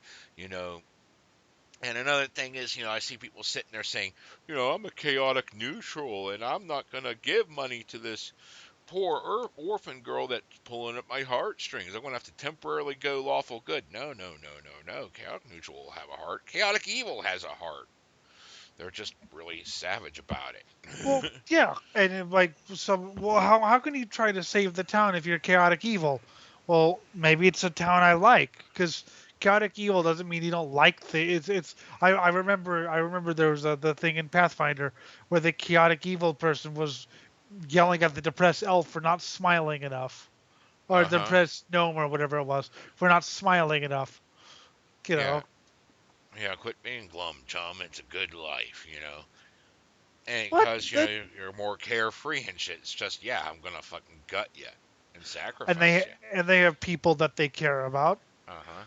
I got to go off topic for a second. I remembered something because my girlfriend and I were playing she was playing a character very similar to Octavia from Pathfinder, rescued slave or whatever. Yeah. And there's a point in Kingmaker where we talked about the undead, and Octavia was very much against using the undead as slave labor, Mm-hmm. basically, and to the point where we had to do it over again and remove her from government because she would have walked out anyway. Anyway, so my GF and I were talking about the merits in character, of course, the merits of undead as slaves, and I'm chaotic evil, so I said, well. Look, if you don't want human slaves, why not use undead? I mean, they're technically already dead. And her character just looks at me, and the only thing she can say was, "You pig." But that was a great character. It was like, wait, did you just seriously? Ugh, I that's mean, bad. the main tool that alignment is used for is first, the players telling the dungeon master what type of campaign they want. Exactly. If they're choosing a bunch of good characters, they want to be the hero. They're choosing a bunch of neutrals, they want reward. They're choosing a bunch of evil, well, you're going to have to give them chances to be evil and Yeah. let them do their murder and think of lots of consequences and start. And if they're doing complete murder hobo shit, like I said, after you get the town guard involved, if they give them experience for killing town guards and shit, if they're trying have to kill someone and escape or whatever, and they get out of town, if they succeeded in that, now there's a bunch of checks where they're wanted. If they go back to that town, they're going to have to succeed disguise checks and bluff checks and more disguise checks to do anything, stealth checks to hide, because now they're wanted criminals. Rejoice, you've made their life, they just made their own lives a living hell. If they leave that town and go somewhere else, well, they can interact normally for a little bit. And a couple days later, roll a perception check, DC 10. There's a wanted poster that looks an awful lot like you. Yep. And now that town knows that they're wanted criminals, and some people are going to be cashing in that bounty. You don't have to go to the extremes I do. I have a random chart within Pathfinder First, which is the system I usually DM, an entire list of level dependent paladin death squads. And the later levels have mage and cleric support that just come after my players because, I know they're picking evil, so obviously they're going to screw up somewhere around the line. They're going to piss off a holy church, and all these lawful good guys are going to start hunting them. But As that, we would. and as the wanted level goes up, I start designing a mercenary campaign, my own mercenary party, to go out and specifically counter each and every one of their strengths. Yep. and it's a couple levels higher because it's a boss fight that just shows up to try to say we're bringing you to justice or we're bringing your corpses in. What does piss me off is that people, like I said, people think, well, chaotic evil means you're basically a there's no compassion. You're basically a human monster. Whereas I freed a dog that was injured in a chaotic evil campaign, and they're like, "Why did you do that?" I was like, "Because I have nothing against dogs. Yeah, The dog was injured. Poor doggy." and even chaotic evil has standards. They have things they like, things that they favor, and it's not always about themselves, even though it's heavily about themselves. I mean, Well, yeah. kill all the people, but puppies are fine. Well, yeah, or kill all the people, but oh, you're messing with my love interest or my friend. Oh, well, that's crossing a line. Or, You know. wow, you were planning to backstab me all along. I appreciate that. Get yourself a beer. Yes. you Well, know, that cause happened because so the guy was planning to backstab me, but me actually saying not killing him gave him so much respect for me that he changed the plan yeah, because it was like, wow, okay, you're not going to kill me and you respect that. Okay, maybe we can actually work together or something. yeah, be evil bastards together. Yeah. I mean, Or and this is another thing that alignment does. Restricting an alignment is the DM telling the players what kind of campaign they want. If they restrict, evil alignments, then they want something that's a little more heroic, something that's going to help people, and that's the main goal. If they restrict the good alignments, then they're obviously looking for something shady, you know. I love the time where I massacre a town. The next town over, I saw some girl who was really hungry, so I gave her food in hospitality. You just massacred a town. There's still blood on your hands, but here, have some food. Oh, you poor thing. I was like, hmm well, yeah, she didn't piss me off. And I felt kind of bad for her, Yeah, I was in that place once. yeah. And, Or another or thing you have to keep in mind is that the good alignments aren't always merciful. In fact, they could be quite savage and merciless when it comes to exactly. punishing That's evil because, well, it's a quest to eradicate evil. Not every ideology, not every religion that's on the good alignment scale is actually looking to redeem the evil. Sometimes they just want to punish it, destroy it, root it out. These are our enemies. Destroy. we'll look at in real life. There's plenty of people who claim to be doing good and wiping out evil by torturing them and by murdering them. As a Just because general you're rule of thumb, good alignments don't typically torture. God, this reminds me of another discussion I had with someone. Fuck, it was so stupid. Okay, okay, first off, lawful alignments will break the law if the law is actually hindering a cohesive society, yep. or if it violates their own personal code to keep with that law. Okay? I mean, think about it. You go to a chaotic, evil city and you expect the lawful, good paladin to abide by the laws which promote chaos and Head evil. soccer. Uh huh. You expect him to abide by that? Oh, fuck no. He's going to break that law. Yeah, exactly. But I still want to see a paladin try to play head soccer. I guess you could do it if you're under. Well, so the only time you wouldn't is if you're undercover. If you're trying to get some sort of detail about something, then maybe I bet I And while chaotics are more prone to breaking the law, that doesn't mean they're going to. Sometimes they agree with the law, especially if it goes along with their other alignment. If they're chaotic good, if the law promotes the greater good, especially for the individual, then they're never going to break that law. or if they're chaotic evil and want to stay undercover, they might actually pretend to be the brave heroes hmm for I for a mean, time. to obfuscate the fact that they're, twisted and evil. I mean, there are so many different layers to this, and back to the whole entire murder hobo thing.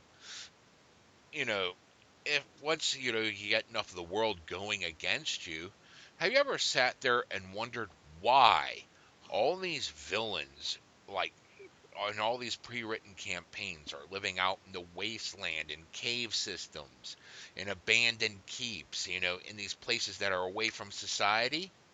Well, that's what's happening to the party that went all murder hobo now. They're finding out the hard way why they live there, because they've been shunned from so many civilized areas because their misdeeds have Yeah, spread far and wide now. yeah. So now they have to go here and try to hold up and build up their forces and try to and then still make out a living and survival and all this shit. So they're gonna go raiding and they're gonna it completely changes the dynamic here. I mean, part of me is glad that I had these bad experiences because now I know what good experiences are. But Hmm. I also wish I hadn't had those. But yeah, so I remember like I said, I did the whole, she was chaotic good and I was chaotic evil. So again, we talk about, wow, I really don't approve of what you did. Well, yeah, but you're too soft. Oh, I'm not soft. You're just too evil. Whatever. It's banter. Well, going back to the one conversation I had, the guy was like, "Yeah, well, if torture's against the law, then any lawful character is not." No, no, no, no, no, no, no. Okay, first off, lawful good's going to be the first to torture someone, even if it's illegal. Okay? Out of the good alignments, lawful good will be the first. Why? They're an evil bastard. They made their call in life. Therefore, it is time to seek out justice, and this justice just happens to help us get information that will save the world. Now, chaotic good may be the last out of the good alignments to torture someone, but you better be damn well sure they're going to if it's do or die time. I mean, yeah, the timer with the lawful good torturing someone's going to be a bit longer, if there's this huge imminent danger. But sitting there thinking, oh, you lost your line. No, that's not how it fucking works. Because the guy generated an extreme circumstance where if we have a time limit and if we don't get the information, dude, anyone's gonna fucking break that law just to get the information they need so they could save the world Well, in that again, time limit. in real life, you could talk about fanatics, and fanaticals who think they're doing the good thing, but you know they Hmm. they they they use extreme measures to do quote the good thing unquote. I tortured as a chaotic good because that's me. Yeah, well, I said they're typically the last. Well, okay, I Yeah, said they were the last, but I should have said typically the last. But, yeah. there's different ideologies which go different ways and different way deities to worship that say you do this instead of that. And, you know, To be fair, he was pretty evil, uh-huh. and it was I like, had a well, thought and you derailed it. Fuck um, you. but yeah, yeah. Yeah, typically, usually, lawful good usually tortures first because again they're extreme, And, and oh, so just to any let you means know, necessary. there is a actual canon thing within Galarian called the Hell Knights. This is Asmodeus backed, law is the law as the law. Okay. And they go out. And guess what? They have lawful good paladins as part of that organization because they agree with they don't like the fact they're working with Asmodeans, but the fact that they're keeping the law is good enough to keep them aligned with all these other Hell Knights. Yes. Oh yeah, I know about the Hell Knights. Hell Knights Hmm. are. That being said, I do enjoy the idea of a paladin in a chaotic evil. There are some paladins who or some lawful good factions who actually do believe in being lawful. Even so, it's be funny if they stumbled into like a chaotic evil. Oh God, I don't want to do this. Oh God, I don't want to snap his That neck, but I that's have to. someone that's someone, yeah. But also, people get so hung up on fucking alignment. Dude, it's a guide. It's not everything's set in stone. I mean, yeah. And, you know, if a good character decides to go murder hoboing, you warn them after they kill their first one or two that, you continue down this path, I'm going to have to ding you down to neutral.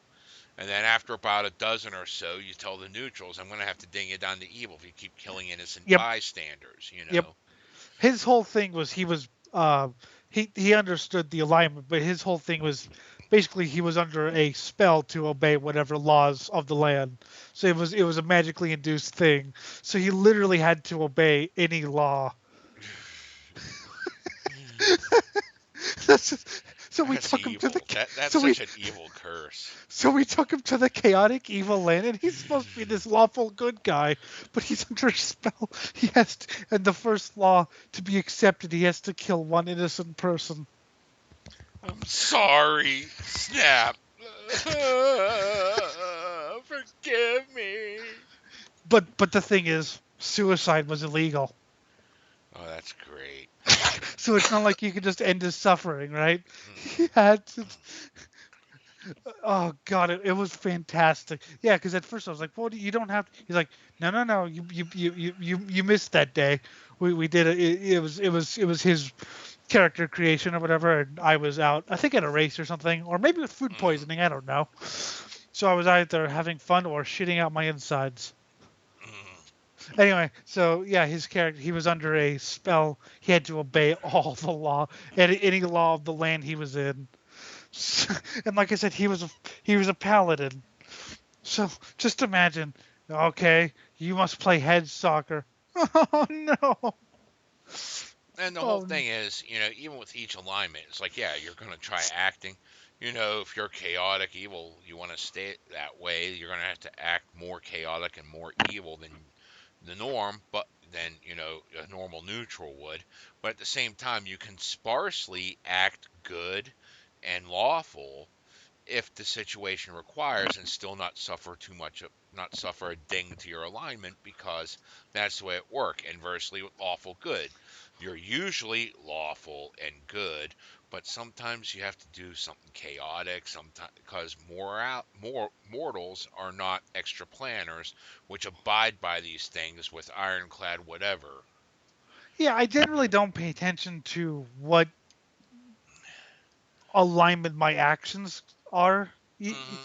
I deal with the character. I remember one time there was a guy, you were neutral evil for 10 seconds there. And then he did something chaotic. Because I wasn't doing, I was trying to be undercover, and I'd gone so long that he kind of switched me to neutral evil. And then I did something horrible and chaotic. He's like, you were neutral evil for 10 seconds. I was like, sweet. Well, I don't usually do that, because I Well, understand, he especially if was, you're going undercover, you're going to be acting out of character, out of what you want to do because you're undercover. You're trying yeah, to but it was a infiltrate. funny joke. Yeah, it's a funny joke. You were neutral evil for 5 seconds or 10 seconds. But yeah, but yeah, I don't, It, I it, generally don't. unless it's good characters completely fucking, just going complete apeshit bananas. Yeah, You don't want to ding the alignment at all unless it's a recurring theme and they're not undercover. They're doing this of their own volition, and I there's liked, not a reason to keep them in that alignment anymore. I, I liked your thing of kind of going through the alignments every couple sessions. Like, okay, you're kind of slipping down. Well, that was because you started off as a good guy and then had to slip down into chaotic evil. That was valorous, and that was the only time. Everything else has been chaotic evil because you've been chaotic evil, especially chaotic. It's Dear my natural fucking state. God, chaotic. It's my natural state. Literally, I play chaotic much better than I play anything else because it's So just do my. I, but I could play other things. You. I could play lawful good if you want me to. It's just how boring, how fun is that? Unless I'm just hamming it up. I know, I know. I like thinking of the consequences I'm going to deal to you for all I your like idiocy. I do like hamming the. Stand back, citizen! I'll save the day. Awesome. Awesome. Save the day. And you should know because I've seen you act. You're ham on ham on ham. The Uh-huh. triple ham sandwich, which there's nothing bad about. I remember watching Biker Jim. Was like, wow, that's hammy. I love it. I'm Biker Jim. exactly. But yeah, I could play lawful or whatever. It's fun being chaotic. Even when I'm good, I'm chaotic good. Yeah, so, but you see, like I said, the whole thing is it just lets people understand, what the players want, what the DM wants. That's the main tool alignment is. It's not so much you have to conform to this thing. It's that you 100% all the time. It's that you're just generally follow that thing most of the time, but, you'll still act in counter to that if the situation demands. Well, it's a way to sort of set the scene. Okay, what's your personality going to be? But again, people aren't black and white. Uh-huh. They're not the extra planners that imbibe these things. They're human beings that are going to make mistakes and all this other shit. And keep in mind, players derail campaigns all the time. They're going to also do things that are counter their alignment, sometimes. Or Exactly. frequently, depending. I saved And the more the frequently you could say, okay, and before you ding their alignment, let them know what they're doing that's going to cause the ding. And it has to build up over time, unless it's like good guys murdering children. That's whenever you say, okay, you've done something irreprehensibly evil, and you're going to evil now. If you're murdering children who aren't attacking you, innocent children. I mean, if you set up something like they did in fucking the Ultima series where children are coming out to kill you and it's kill or be killed, then okay, I can let I that slide, but you set yeah. that up. It's not Wait, to force them into an automatic alignment shift. You're I the one thought that set children that up. I thought children were only for eating. I know, right? But yeah, exactly. Or if you had, like I said, a soup.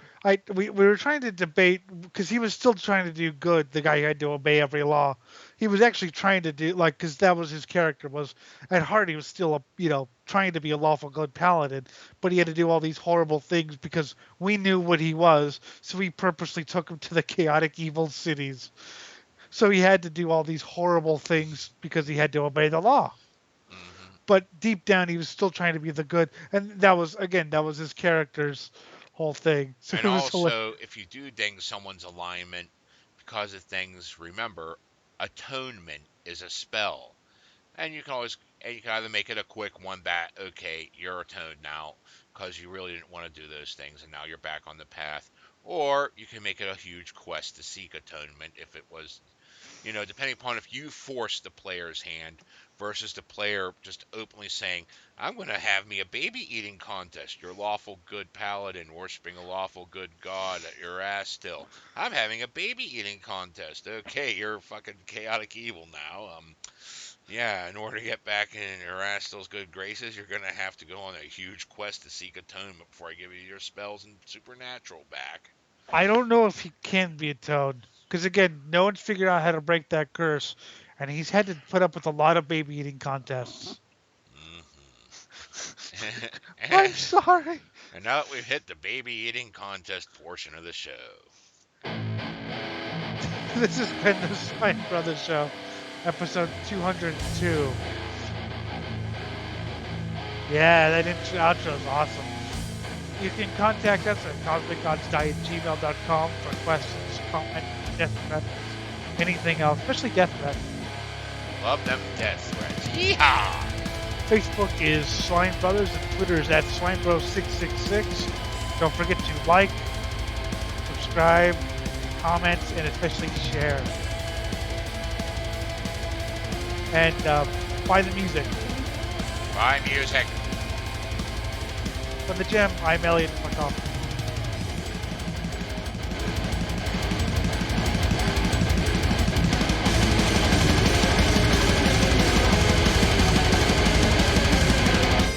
Don't you just hate it when you gotta have a slimy shit log that you gotta wipe off your ass, get shit all over your hand? Dear God, I'm hungry as fuck.